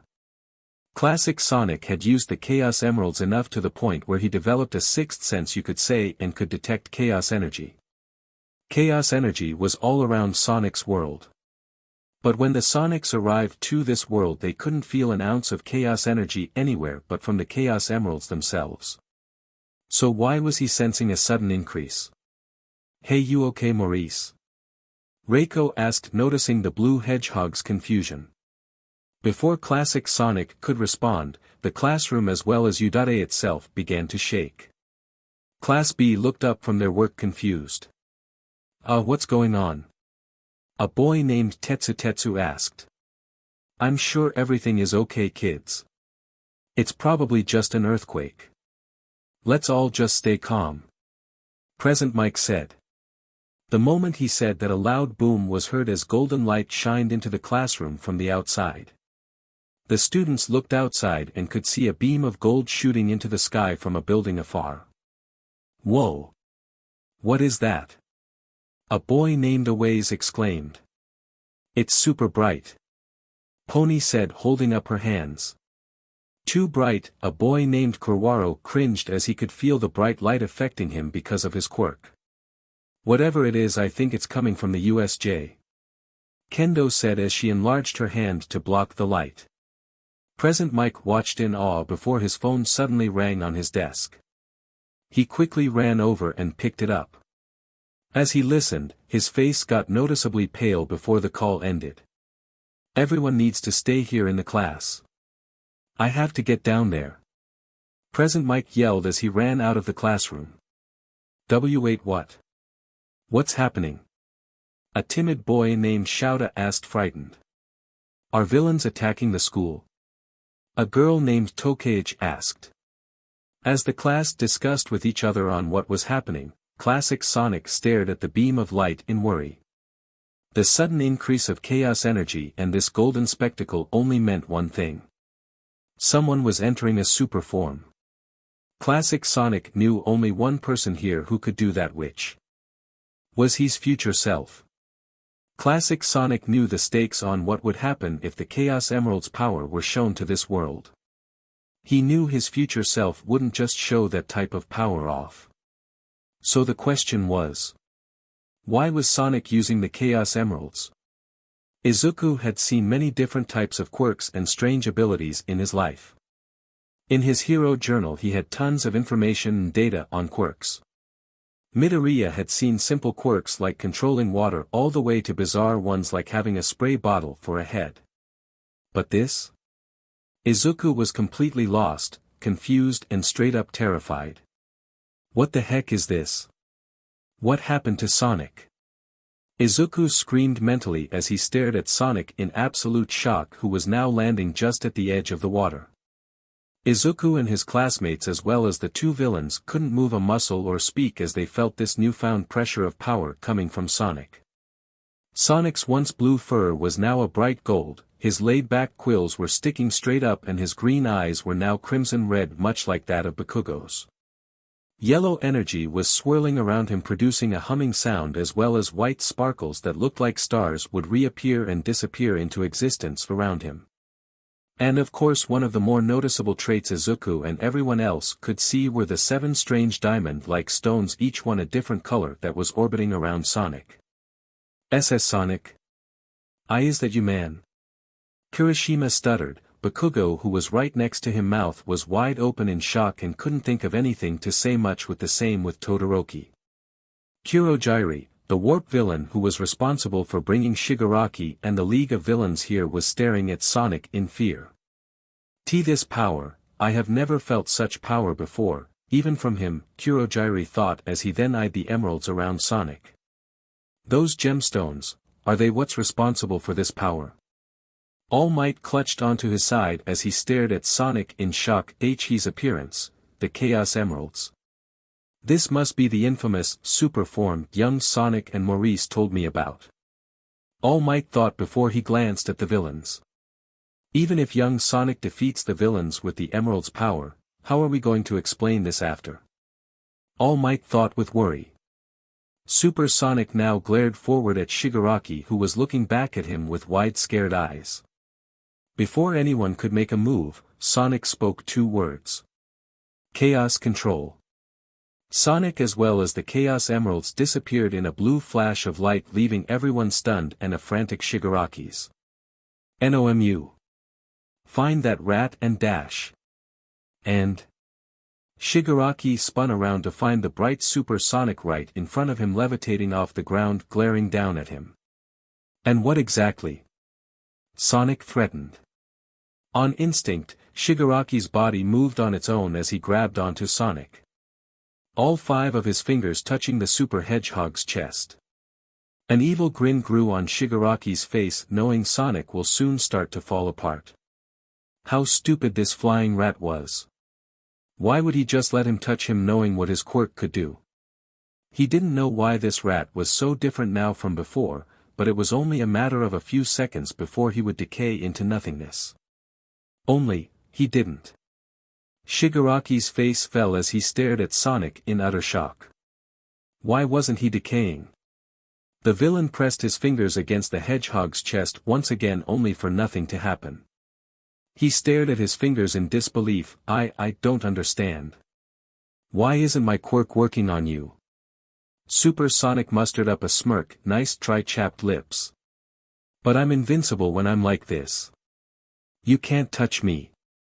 At hearing what this hedgehog was claiming, Shigaraki felt something he hasn't felt in a very long time. And that was pure fear. Not just at the power this hedgehog now possessed, but at the revelation that there was someone out there. That someone right in front of him who could remain completely unaffected and remain intact from his quirk. And Nomu. On command, the Nomu flew towards Sonic with his fist raised back right before he struck the golden hedgehog. A shockwave was created as Shigaraki was thrown back while everyone was pushed away. The only thing that could be seen now was a dust cloud. This is crazy. Sonic just took a hit from that thing again. Kirishima yelled out.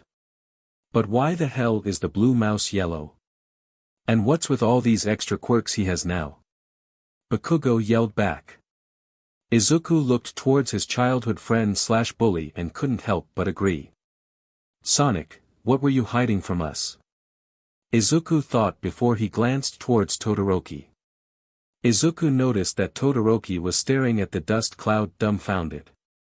When Midoriya looked back to the cloud as well, he was shocked. As the dust cloud departed, everyone stared at Sonic with disbelief as Sonic had effortlessly caught the Nomu's punch with a single hand. The Nomu seemed to whimper and struggle as its arm shook, trying to rip it out of Sonic's grasp. The giant beast then stumbled as Sonic let go before the Nomu then brought its leg up and sent a kick at Sonic. Supersonic only crossed his arms as the kick connected with him, breaking and cracking the ground around him from the force of the attack. The Nomu brought its leg back only to find a unfazed Supersonic. Sonic smirked, my turn. At unimaginable speeds it was like Sonic was already in front of the Nomu without even moving in the first place. The Nomu looked at Sonic with a startled expression before it was struck in the chest and was sent flying back from the sheer force of the attack before it crashed into the USJS interior walls. The entire facility rattled from the impact. Everyone was stunned and unable to speak as they stared at Sonic after the display of power he just showed. They turned to the once unstoppable Nomu as it fell to its knees from the large crater on the USJS interior walls. And no, this is impossible. Shigaraki muttered as he ferociously scratched his neck. MMSTR told me my Nomu was unbeatable. How is that rat suddenly so powerful? The Nomu got back up, revealing a deep hole in its chest. In just one hit, Supersonic had easily overpowered the Nomu's shock absorption. Something that not even All Might could do. Even in his prime. The hole in the Nomu's chest disappeared due to its regeneration before it shrieked and at blinding speeds charged towards the floating hedgehog. Sonic yawned before he effortlessly dodged a claw swipe which he could have just sat midair and took it if he wanted to. The Nomu then sent a punch that was swatted away before Sonic brought his leg up and kicked the Nomu right in the chin. A loud crack was heard as the Nomu's head bent back as some of its teeth shattered from the force of the kick.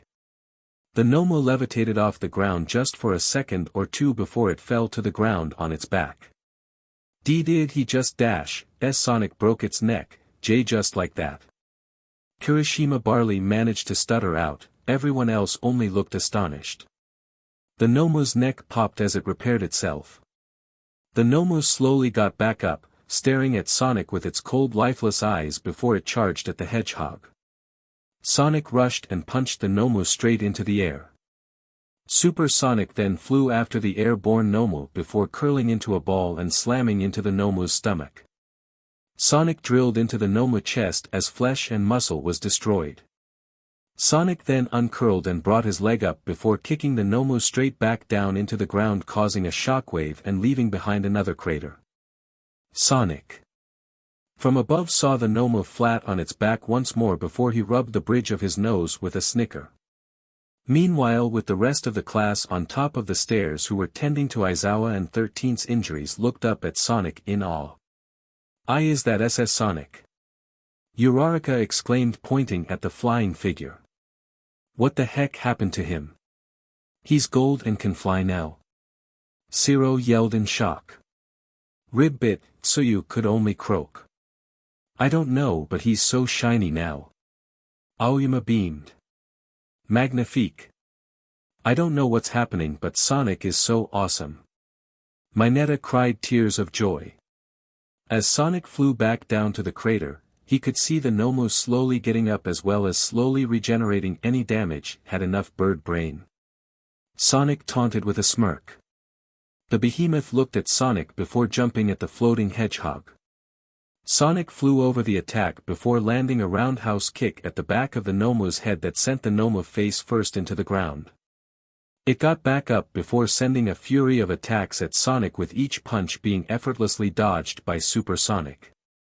Supersonic crossed his arms with a smirk as he dodged each punch thrown at him. He was dodging so fast if anyone was watching they would see after images of the golden hedgehog. Sonic then ended this by rushing forward and kicking the beast in jaw, which unleashed a miniature shockwave. The Nomu stumbled back as it held its face in pain. Supersonic flew forwards, tackling the Nomu as they flew over the shipwreck zone, leaving behind a golden streak of light. Sonic even left a trail on the water below them due to flying so fast. They closed in on the mountain zone as Sonic slammed the Nomu through multiple mountains, destroying them in the process as cries of pain could be heard from the Nomu. Sonic grabbed the Nomu by its arm before he started to spin rapidly before throwing the Nomu out of the mountain zone through the air. Using chaos control, Sonic would then teleport in blue flashes of light after he would punch or kick the Nomu in a random direction all throughout the USJ like it was in a pinball machine. The Nomu wasn't being given any time to process anything as it would get punched and sent through the air before Sonic would teleport within its trajectory before getting punched again. Each time this happened, and shockwave could be felt from the class below as well as a loud boom. Sonic kept this up a few more times before he reappeared in a blur flash of light right as the Nomu's ragdoll body was flying towards him. Sonic delivered an uppercut, sending the beast straight through the air towards the roof of the USJ. But before he could crash through it, Sonic teleported just below the roof, interlocking his fingers and raising them above his head. At the right moment, Sonic slammed his fists onto the Nomu's back as it was sent spiraling back down towards the ground or water as they were above the shipwreck zone. Before the Nomu could hit the water, Sonic bent his legs to the side with a fist into the air while he brought his other fist back, charging up an uppercut. Chaos control. Sonic disappeared in a blue flash before reappearing down below at the spot the Nomu would land, floating just above the water. Sonic then sent a charged uppercut straight into the Nomu's stomach. The punch released massive amounts of golden energy as well as a shockwave that dispersed the water around Sonic. The Nomu was instantly sent right back up flying through the roof of the USJ with a howl. Sonic quickly flew after the Nomu through the hole in the roof that the Nomu went through while everyone watched below in amazement. "Go Sonic go!" Kirishima cheered, throwing multiple fists into the air. Midoriya looked towards Kirishima with uncertainty before he smiled and nodded. "Sonic, I don't know how you're doing this. But you got this." All Might watched Supersonic fly away with a smile. He had heard Sonic's adventures before, especially the ones that included this super form. He has heard about some of the evil entities Sonic had faced as Supersonic and couldn't believe his ears when he first heard them. Giant Mechs, a god of destruction who wanted to flood the earth, and even a dark god who could split the planet apart with its power. All Might still had trouble believing him. Toshinori always wondered how One for All compared to the power of the Chaos Emeralds. But now seeing their power for the first time in person confirmed it. One for All stood no chance. That cheater. All Might was brought out of his thoughts as Shigaraki screamed, gaining everyone's attention. That cheater cheated. I don't know how he got so powerful, but he cheated. My Nomu was supposed to kill you, Shigaraki hissed, pointing a finger at All Might, not to be beaten by some pest. All Might gritted his teeth as steam came off him. You're under arrest, villain. Shigaraki breathed heavily before he started to chuckle sinisterly. No, I don't need my Nomu to kill you, All Might. I'll just do it myself. Shigaraki screamed as charged at All Might, shocking everyone. Izuku's eyes widened, but before he could intervene, a gunshot was heard as Shigaraki fell to the ground in pain with blood oozing out of his leg. Everyone turned to the stairs to find Ida with the rest of UA's pro heroes, including the hero Snipe who had shot the villain. "Why, you piece of trash, heroes?" Shigaraki growled in pain as he clutched his leg. "It's over, villain. Surrender now." All Might commanded. "No. I won't surrender until you and this wretched society is burned to the ground." Shigaraki screamed out, pure rage in his hidden eyes. Suddenly black and purple smoke formed around the villain. "No. Kurogyri. I can still do this. My Nomu can still do this." Shigaraki cried out as tears started to form. "I'm sorry, Tamura, but we're fighting a losing battle," Kurogyri spoke. "No," Shigaraki screamed before he completely disappeared. Kurogyri looked around him at the students staring at him with uncertainty before turning to All Might. "We'll be watching, symbol of peace," the warp villain warned before warping away. Supersonic flew, breaking the sound barrier as he collided into the Nomu and pushed him higher into the sky, appearing as a gold streak while the Nomu flailed around wildly. Sonic looked back down and could see the USJ was almost a small dot. Sonic gave one final punch to the Nomu, sending it even farther into the sky before Sonic caught up and looked down at the Nomu. "Time for the supersonic finisher," Sonic exclaimed as he charged up a spin dash. Raw energy coursed around him as Sonic in his spin dash glowed brighter. Sonic then shot downwards at the already falling Nomu, striking the Nomu in the chest. The sound barrier was broken multiple times as Supersonic in the spin dash and the Nomu came hurtling back down into the ground. Anyone watching from afar would have thought Sonic was a meteor coming down from outer space. Both Sonic and the Nomu then crashed into the ground outside the USJ with so much force, a dust cloud taller than even the USJ formed while a massive crater was left behind. "Woohoo!" Sonic cheered as he flew out of the dust. "That was awesome. Well, that was fun while it lasted." Sonic shrugged as he turned back to the crater. "No way!" Sonic yelled in disbelief.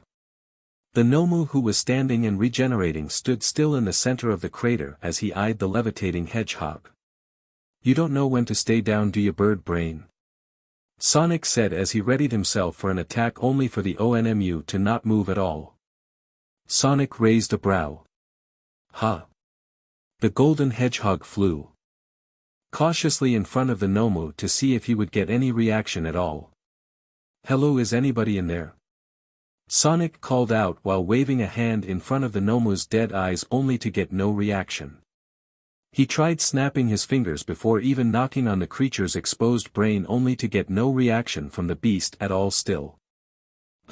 Well, if you're not going to do anything, just stand there and don't cause any trouble. I have to go fetch chapped lips. Sonic smirked before taking off back to the USJ. Supersonic flew through the hole in the ceiling before flying around the USJ trying to find Shigaraki, but with no such luck. CRP, he's gone, Sonic muttered under his breath as he landed at the central plaza where everyone last was, slightly hovering off the ground. I'm sure Tashi got him. If not, then where did that maniac run off to? As Sonic was scratching his head in thought, he sensed movement behind him before he snapped around to find the dozens of villains him and Aizawa defeated now wide and awake. They were staring at him with a mix of wonder and fear. Clearly intimidated by his new look and the golden fiery aura he was producing. And possibly at the fact that he was flying now too. Is that the same guy who beat us? One of the villains stammered out. Maybe, but why does he look so different then from what I remember? Wasn't he blue? Another villain questioned. One of the villains took a step back in fear. I can't be the only one feeling this intense pressure coming from him, right? He feels powerful. Sonic crossed his arms with a smirk. How about you guys come at me and find out? The villains shared a look. Oh, okay. We do outnumber him. Yeah. Get him. All of the villains charged at the golden hedgehog, some activating their quirks while others pulled out weapons like guns or knives. Sonic rolled his eyes. Villains, it seemed they were stupid in every universe. Chaos, control. Instead of teleporting, time came to a freezing halt. Everything and everyone around Sonic were stopped to a still point. The charging villains in front of him looked like statues. Sonic had to admit, he never really used this move that often. This mainly belonged to Shadow. But it was so cool. Supersonic cracked his fingers, time to get to work. Sonic rushed to the villains, punching and kicking them while they were still frozen. Sonic had even moved two villains in front of each other so they would end up colliding. As Sonic made it to the last villain, he made a funny face at him before flicking his forehead. As Sonic moved to the side, he snapped his fingers. Time immediately resumed as the villains cried out from Sonic's attacks before falling to the ground unconscious. Two of the villains Sonic moved rammed into each other with a yelp while the one Sonic flicked was sent flying back with a scream. Ha! Too easy. Sonic. Sonic glanced to his left at the stairs and could see Midoriya at the top waving him over. Sonic flew high into the air where he could see all of his classmates together at the top of the stairs as well as a bunch of pro heroes from UA. But worse of all, he could see Aizawa's unconscious and broken body lying on the floor. Oh no, Mr. Aizawa. Supersonic landed in front of everyone and could see everyone staring at him. Some of his classmates was looking at him in amazement and wonder while others looked at him and backed away in fear, even some of the pro heroes. Sonic, what ha-dash, Midoriya began. I know, Sonic interjected, putting his hand up before turning to everyone else. I have a ton of explaining to do, but right now's not the time, Sonic said before pointing at Aizawa. Right now we need to help Mr. Aizawa. Mr. Aizawa was in bad condition, his right arm was broken and purple with blood coming out, he had bruises all around his body and was bleeding from almost everywhere. Sonic's eyes scanned the crowd before landing on someone. Recovery girl. You can heal Mr. Aizawa, right? Sonic asked, a pleading look in his red eyes. Recovery girl looked at him before sighing. I'm so sorry dear, but I'm afraid I can't, Recovery girl revealed. What? But I thought you could heal anything. Sonic was taken aback. Almost anything. You see, my quirk takes the energy of a patient and converts that into a way to heal almost any injury instantly, Recovery girl explained. But Aizawa here is so drained of energy that if I used my quirk on him then he would die. Mina softly said. Yes. Recovery girl sadly nodded. There has to be something we could do. Alright? Kirishima asked. Everyone was silent, with the only thing that could be heard was the slight humming that was being produced from Supersonic. Sonic stayed quiet while deep in thought before his eyes widened. That's it. I got it. Sonic exclaimed. What is it, Sonic? Midoriya asked. Sonic then flew to Aizawa before motioning his hands. Everyone give me some room. Sonic asked as his classmates and the pro heroes listened and moved back. What's Sonic doing? And why is he glowing gold? And did he just fly? Kaminari whispered to Mineta. Dude, you missed it. Sonic got hit by that monster thing and then went all Super Saiyan or something and then destroyed the monster. It was so cool. Mineta gushed on. Sonic closed his eyes while he held his hands out and began to concentrate. Before all of a sudden the 7 Chaos Emeralds appeared in a white flash around Aizawa. Everyone stared at the emeralds in awe and were mesmerized by their glow. Those emeralds. They were around Sonic when he first became like that. Izuku quickly remembered. Izuku then glanced to All Might next to him and could notice that he was biting his lips, and look of dread on his face. Wait, does All Might know about this? As Sonic's face narrowed, he began a chant, the servers of the 7 Chaos. Chaos is power. Power enriched by the heart. Aizawa's unconscious form started to levitate with the emeralds. The controller is the one that unifies the chaos. As Sonic eyes opened, a flash of green light from Aizawa made everyone shield their eyes for a few seconds. When the light died down, everyone was surprised to find a completely healed Aizawa. Whoa! Zero's mouth opened. It's a miracle. Recovery girl whispered in awe. All Might was agape at the scene. He's completely healed, could perhaps. All Might thought as he held his scar. No, now's not the time. Mr. Aizawa began to groan before he opened his eyes and looked around at his surroundings. What the hell happened? Suddenly the entire class rushed at him. Aizawa. The class cheered as they gave him a group hug. Ow, okay then. Aizawa gave a small smile before he turned to Sonic and took in his super form. Sonic? Hey Mr. Aizawa. Sonic gave a cheeky smile and wave. Before Aizawa could reply, Sonic began to glow a bright white before a flash of light appeared, and the next thing anyone knew, Sonic was now back to his usual blue self. Sonic examined himself. Guess that's it for Supersonic. It was fun while it lasted, the blue hedgehog shrugged. While everyone looked at Sonic in wonder, the Chaos Emeralds started to hum and shine brightly as they rose high into the air and rotated with each other in a circular pattern. Everyone looked at the emeralds amazed before suddenly all 7 shot off in different directions, leaving behind streaks of light as they crashed through the USJS roof, shattering the glass. Sonic only sighed. There goes our ticket home, sorry Maurice. A small cough got everyone's attention as the principal of U.A. Nizu walked up. I'm sure we all have many questions right now, but those will have to wait. As of now, let's round up those villains and clear out. Miles and miles away from the USJ was the town called Kamino Ward. This town was the home to many inhabitants and businesses. People here went on with their daily lives without any worry for their safety because of the pro-heroes that were around the vicinity. But within the dark alleyways and crevices of Kamino lied only evil and criminal activity. Drag deals, muggings and even murder were found in the dark underworld of Kamino. But deep within the city lied an abandoned bar. The bar had a row of different kind of drinks and beverages on a shelf behind the counter. A few old tables and chairs were spread out across the bar. The lighting was low but bright enough that you could still see a monitor screen on one of the walls. In the middle of the bar, a black and purple portal spawned in, and out came Shigaraki, landing on the ground with a pained cry. BLD leaked onto the floor out of his bullet wound that was on his leg.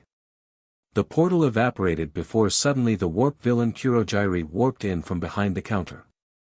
The villain took one of the glasses before beginning to clean it with a rag. Kurojiri stared at Shigaraki, who was breathing heavily still on the floor while continuing to clean the glass. Tamura? Arg, goddammit. Shigaraki suddenly shot up from the floor screaming as he then flipped over one of the tables. We were so close. He screamed as he grabbed one of the stools nearby the counter before throwing it across the bar where it broke in two against the wall. My Nomu had All Might by the neck. Shigaraki continued as he threw another table. But that rat. Shigaraki growled as he unknowingly threw a chair to Kurojiri's direction. Kurojiri had to warp out of the way before the chair was thrown into the shelf behind him, where a couple of the glass bottles shattered and fell to the ground. A mess Kurojiri would have to clean up later. That rat cheated and somehow beat my Nomu. Kurojiri sighed as he watched the leader of the League of Villains continue his temper tantrum and trash their hideout. His glowing eyes glanced to the monitor on the wall but immediately widened when he saw it was on and active. Tamura. When I get my hands on that rat. Shigaraki grabbed another stool but didn't realize he used his quirk on it and the stool instantly decayed and disintegrated. Tamura. I'll rip him apart. Tamura. What? Shigaraki snapped towards Kurojiri. He's here.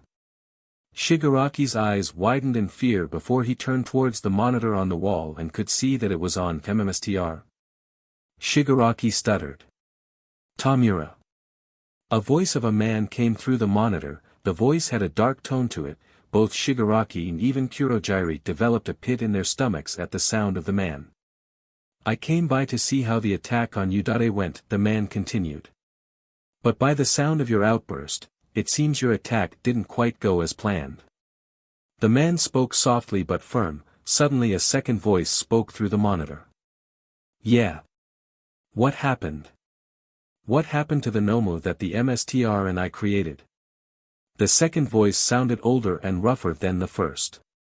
Yes, why isn't the Nomu with you, Tamura? The first voice questioned curiously. Your Nomu was effortlessly beaten, MSTR, Shigaraki hissed. What? Beaten? How is that possible? All Might was supposed to have gotten weaker. And you said effortlessly? The second voice exclaimed. He was supposed to. Tell us, Tamura, how did All Might manage to defeat the Nomu? The first voice asked. Oh, but that's the thing, MSTR. Shigaraki cackled. I never said that it was All Might who defeated Nomu. What? All Might wasn't the one responsible. If not, then who? And how? The second voice yelled in shock. It was because of that rat, Shigaraki spat with rage. Rat? What are you talking about? The second voice asked, confusion in his voice. MSTR, with your permission. I can explain the series of events that took place at the USJ, Kurojiri spoke. Of course, Kurojiri, explain to us what happened, the first voice agreed, gaining a nod from the warp villain. The students of Udare were much more powerful and skilled than we had previously anticipated.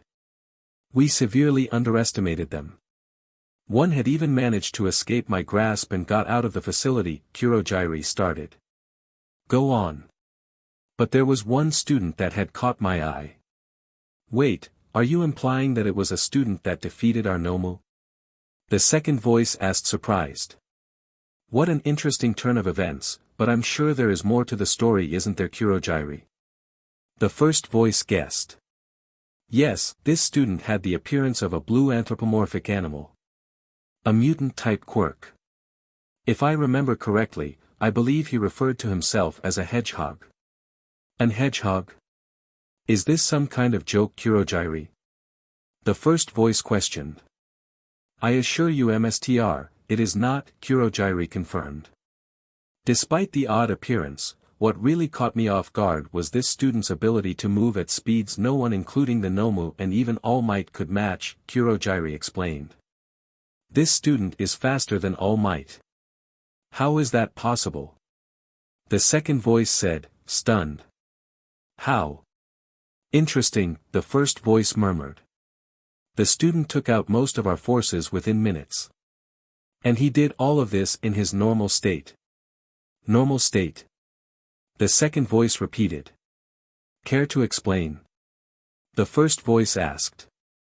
This student. Kurogyri started to stammer. Transformed. Transformed. What do you mean, Kurogyri? The first voice questioned. He means that rat cheated. Shigaraki shouted. You see, after the hedgehog was injured by the Nomu, the student suddenly displayed a newfound power, a power that was even far greater than even All-Might's, Kurogyri revealed. What? What did you just say? The first voice asked in shock while the second voice was in disbelief at what he was hearing. The power, it was unlike anything I've ever seen. Just being near him I felt like gravity would crush me, I felt like the earth itself would swallow me whole, Kurogyri said while Shigaraki clenched his fists at his words. His appearance changed from blue to a blinding gold, and he somehow gained new quirks. New quirks. The second voice yelled in shock. Kurogyri. The first voice muttered dangerously. What exactly were these quirks this student gained? From what I saw, his strength and already immense speed was enhanced greatly, he could also now fly and could even teleport. Kurogyri said, which had made the two voices and Shigaraki quiet. But the Nomu couldn't even land a scratch on him like before.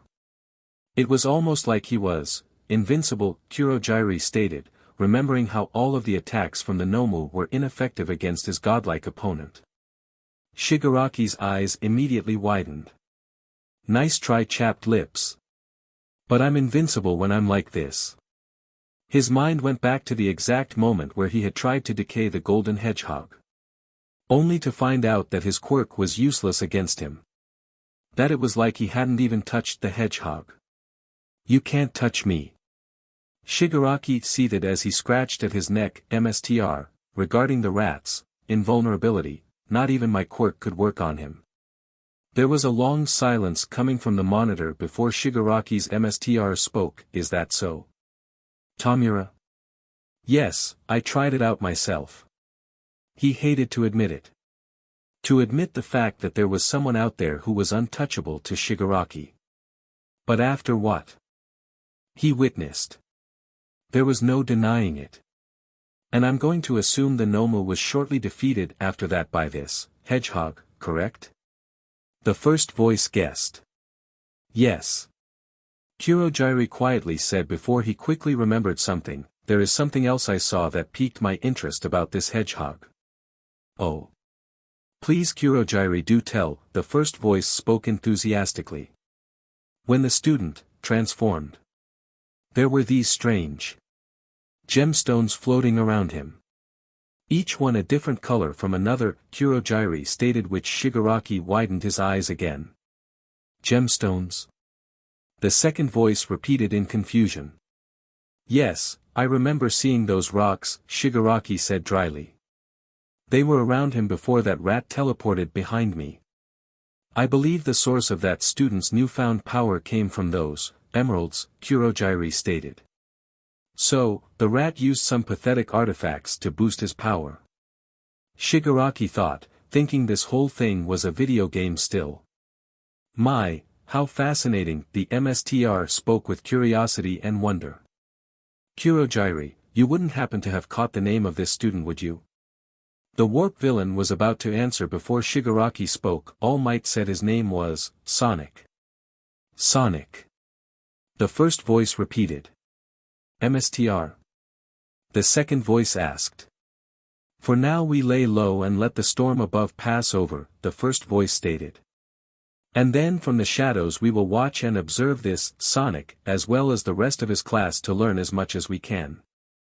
But U.A will have definitely upgraded their security and defenses after our attack. How will we even get in? Shigaraki questioned. Oh Tamura, don't you have it marked on your calendar? The U.A Sports Festival happens in 2 weeks' time from now. Despite today, Udata will still hold this festival so they can show off their prized students to the world.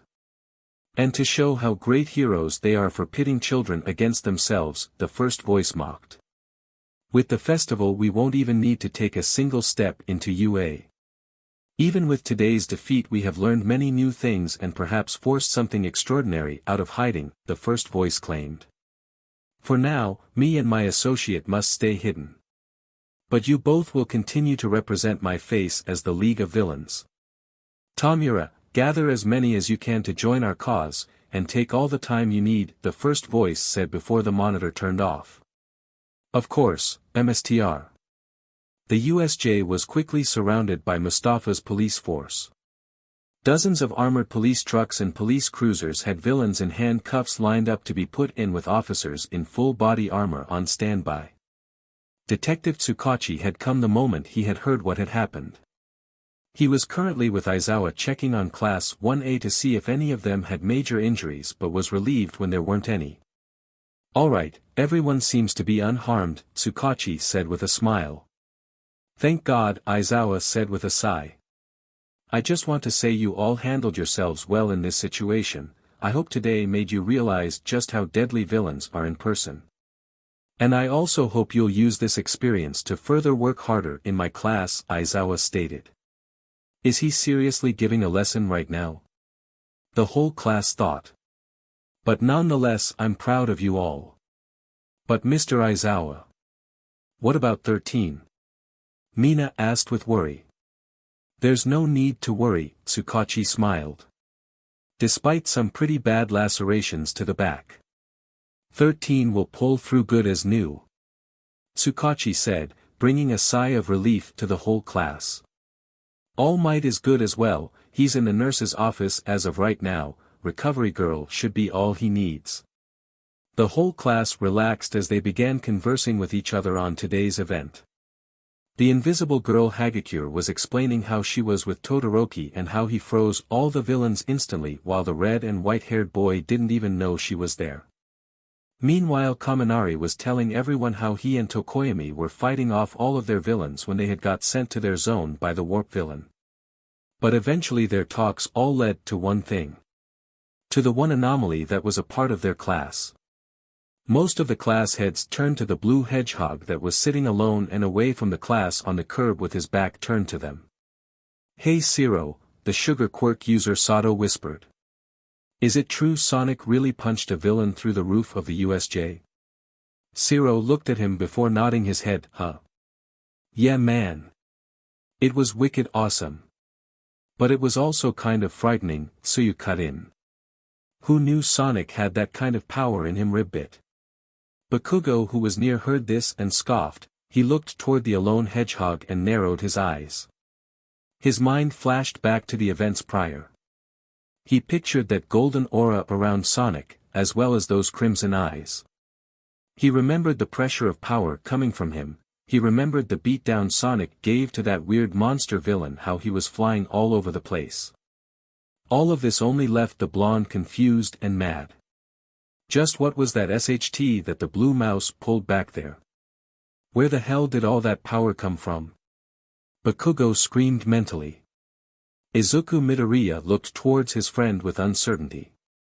The green-haired boy was confused about everything that just happened.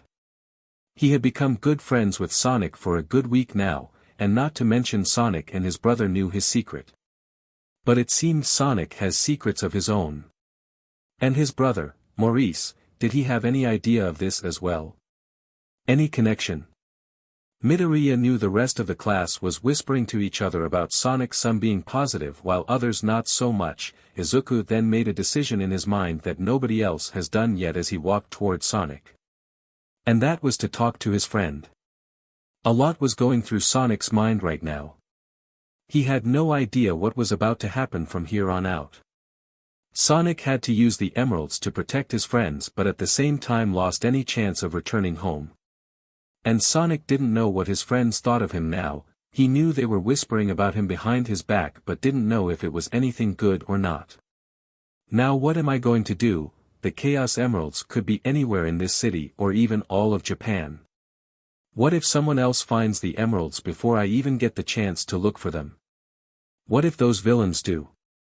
What if Chapped Lips finds them before I do? Sonic fearfully thought. Sonic continued to think while sighing before he felt someone sit next to him. Sonic looked up to find Midoriya giving him a small smile. Hey Sonic, how are you holding up?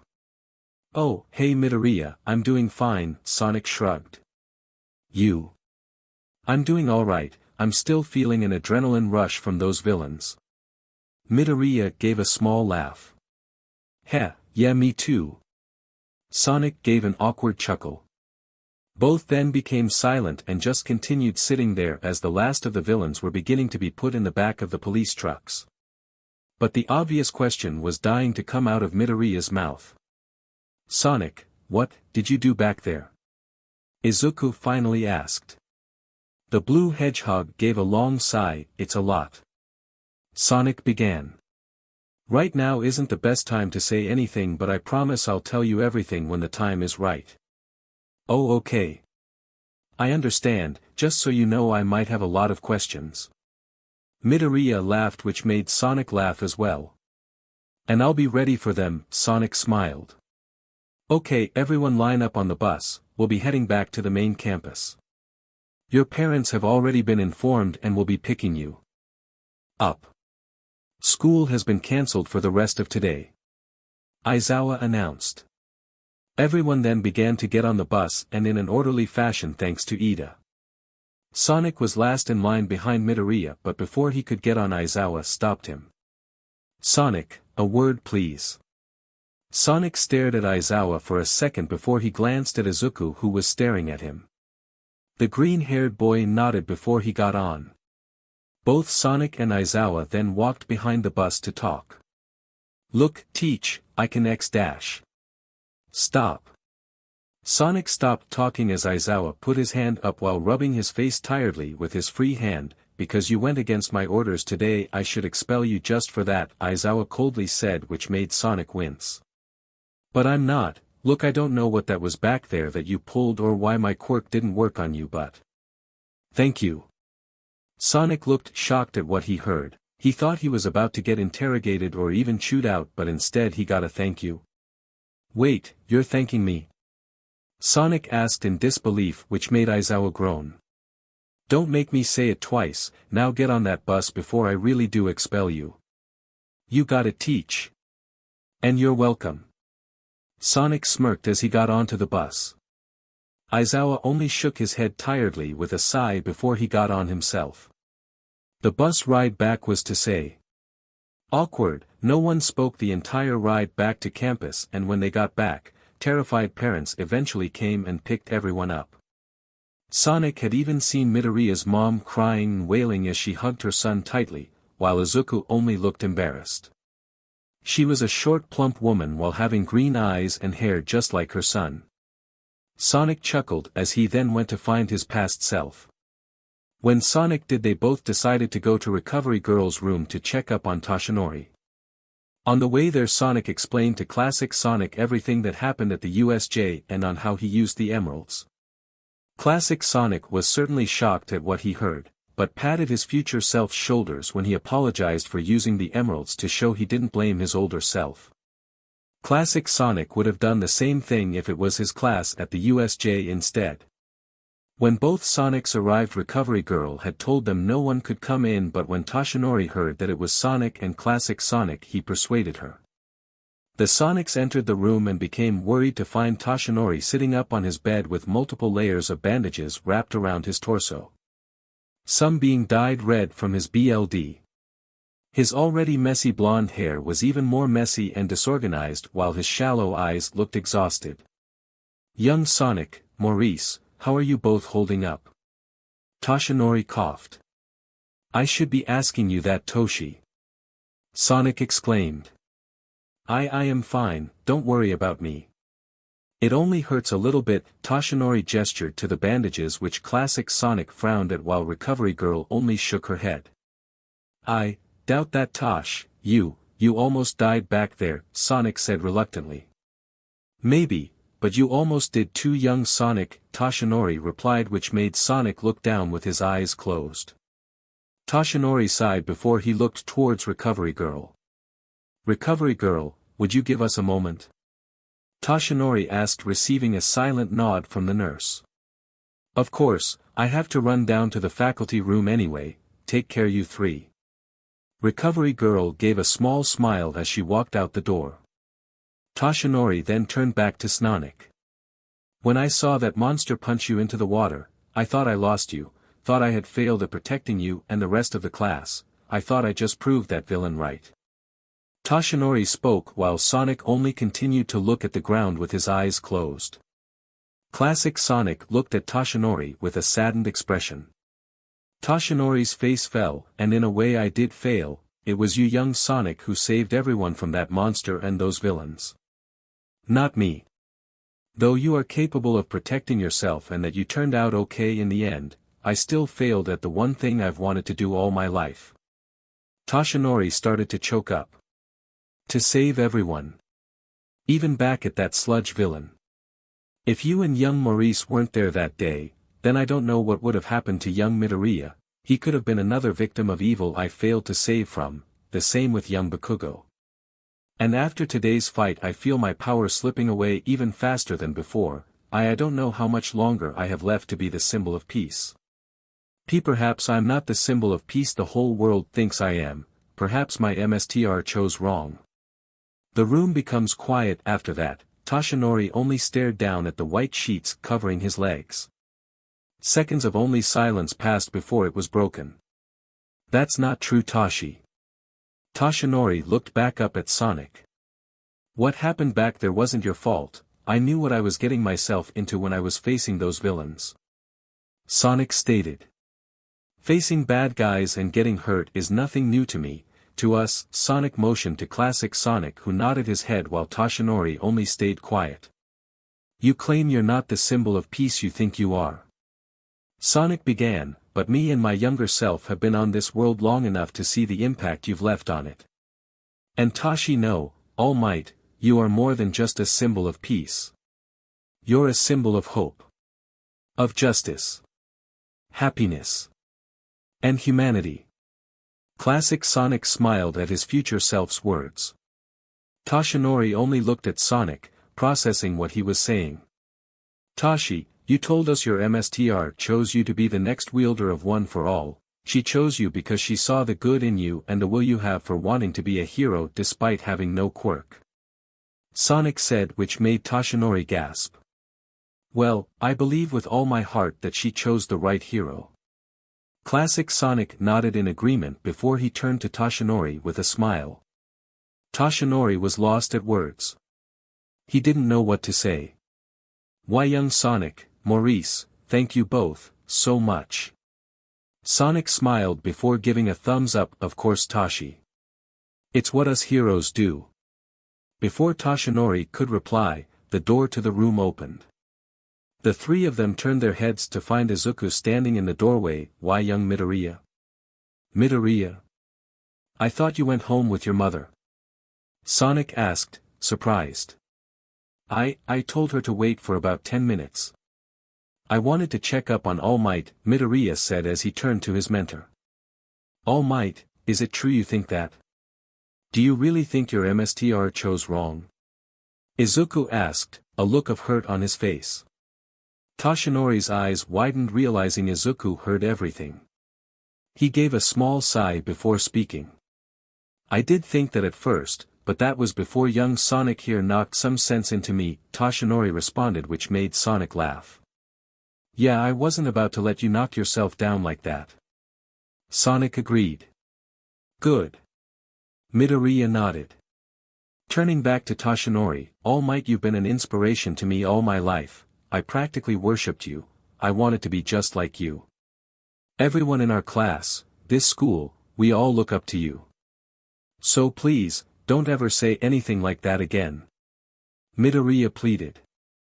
Okay, fanboy, I promise I won't. Toshinori promised, waving his hands before turning to the two blue hedgehogs. Well guys, now that you both set me straight and that the USJ crisis is over. What are we going to do about the Chaos Emeralds? Toshinori asked. Sonic's eyes widened while classic Sonic also had a look of surprise on his face. Sonic's eyes immediately traveled to Izuku, who instead had a look of confusion on his. Chaos Emeralds? Izuku repeated, before his eyes widened as he turned to Sonic. Wait. Were those the strange gemstones that were around you and what saved Mr. Aizawa back at the USJ? Midoriya questioned. Sonic stared at Izuku before glancing towards Toshinori, who nodded his head. Midoriya, you better take a seat. This is gonna be a long story. So you're him, just from the past. Izuku spoke towards classic Sonic, who nodded while pointing at Sonic. And you're him, just from the future. Izuku then pointed at classic Sonic while speaking to Sonic, who also nodded. Yup, pretty much the gist of it. Both Sonics had told everything to Izuku. They both explained how they weren't actually brothers but the same person. They told him how they came from another universe entirely, from a world that doesn't have quirks on it. They explained the events on how they both got here with the Time Eater and the Eggmen, and how they defeated them by using the Chaos Emeralds but had also gotten sent to his world. To say Izuku was shocked was an understatement. Other worlds? Universes? Time monsters? It was like something out of a science fiction novel. But in the world he lived in, the world he grew up in, nothing really seemed impossible anymore. I know this may be strong to comprehend or even believe, young Midoriya, but I had Detective Tsukachi confirm everything the Sonics had said with his truth quirk, Toshinori stated, which seemed to stun Midoriya. It's a lot to take in. Why yeah, I guess this explains some things. It explains why Sonic's and Sonic's appearance and powers are so similar. Midoriya corrected himself. It's not because you both are brothers. It's because you both are the exact same person. Just from different points in time. Izuku exclaimed. Why yeah. You're spot on, Midoriya. Sonic complimented. And these Chaos Emeralds, just from today, they certainly were powerful, more powerful than any quirk on Earth. Including one for all, Midoriya said, glancing at All Might, who confirmed his suspicion by nodding his head. And you said you defeated the Time Eater with the Emerald's power. You said that monster was destroying space and time back in your world. Midoriya gulped. Yes, me and my friends had to use the Chaos Emeralds a lot to protect our world from a lot of powerful evil entities, Sonic stated, making Midoriya shiver. And with power like that, no doubt the villains here wouldn't pass up the chance to obtain it. Midoriya said, terrified, while Toshinori nodded his head. It's why I wanted to keep the emeralds a secret from as much people as possible, even from you. Toshinori hesitated to say. I'm sorry if this breaks any trust you had in me, young Midoriya. Oh. No. Of course not, All Might. I completely understand why you had to keep this a secret from me. Midoriya exclaimed, frantically waving his hands in the air, which made the two Sonics snicker. I just have so many questions. Midoriya turned to the two Sonics. Like, what is your world like? How are you both so fast if you don't have a quirk? Can anyone use the Chaos Emeralds? Can someone quirkless use its power? Someone with a quirk? If so, how would it affect their quirk? Would it strengthen it? Or would it change it completely? How long can someone be in the super form? What about? Izuku then began to mutter a ton of questions incomprehensible to the 3 ears. Should have saw that coming. Sonic and Toshinori thought in unison, while classic Sonic scratched his head, appalled at the mumbling boy. Young Midoriya, didn't you say your mother was waiting on you? You should probably get back to her soon before she starts to get worried, Toshinori said, which brought Izuku out of his rambling. OCRP. I completely forgot. By All Might. And by Sonic. And other Sonic. Midoriya yelled as he ran out the door. The three laughed. For Sonic, he felt good that someone else finally knew the truth and had some understanding of it. So now young Midoriya knows the truth and seems to believe us. Let's just hope the U. faculty believes us as easily as he did, Toshinori stated. Huh? The U. faculty? Sonic asked while classic Sonic tilted his head at Toshinori. Well, young Sonic, we have to give them some type of explanation after today's events. School will be cancelled for the next couple of days, so Principal Nizu has requested a conference meeting in 2 hours to go over what happened. Toshinori explained. And you young Sonic are required to be there, to explain yourself, and you young Maurice because you are his brother. Toshinori revealed. Aw man, well I guess we don't have any choice, huh, younger me? Sonic said, receiving a shrug. But don't worry, you two. I'll be there as well to help explain everything. Toshinori assured, making the two Sonic smile. Thanks Toshi. So alright folks, that's all for today. Stay tuned for part 5. Do subscribe, like and share for more such videos. Also check out the story and author Sonic Speed 546 on fanfiction.net. Press the bell icon to be notified first on release. See you in the next video. Till then, goodbye.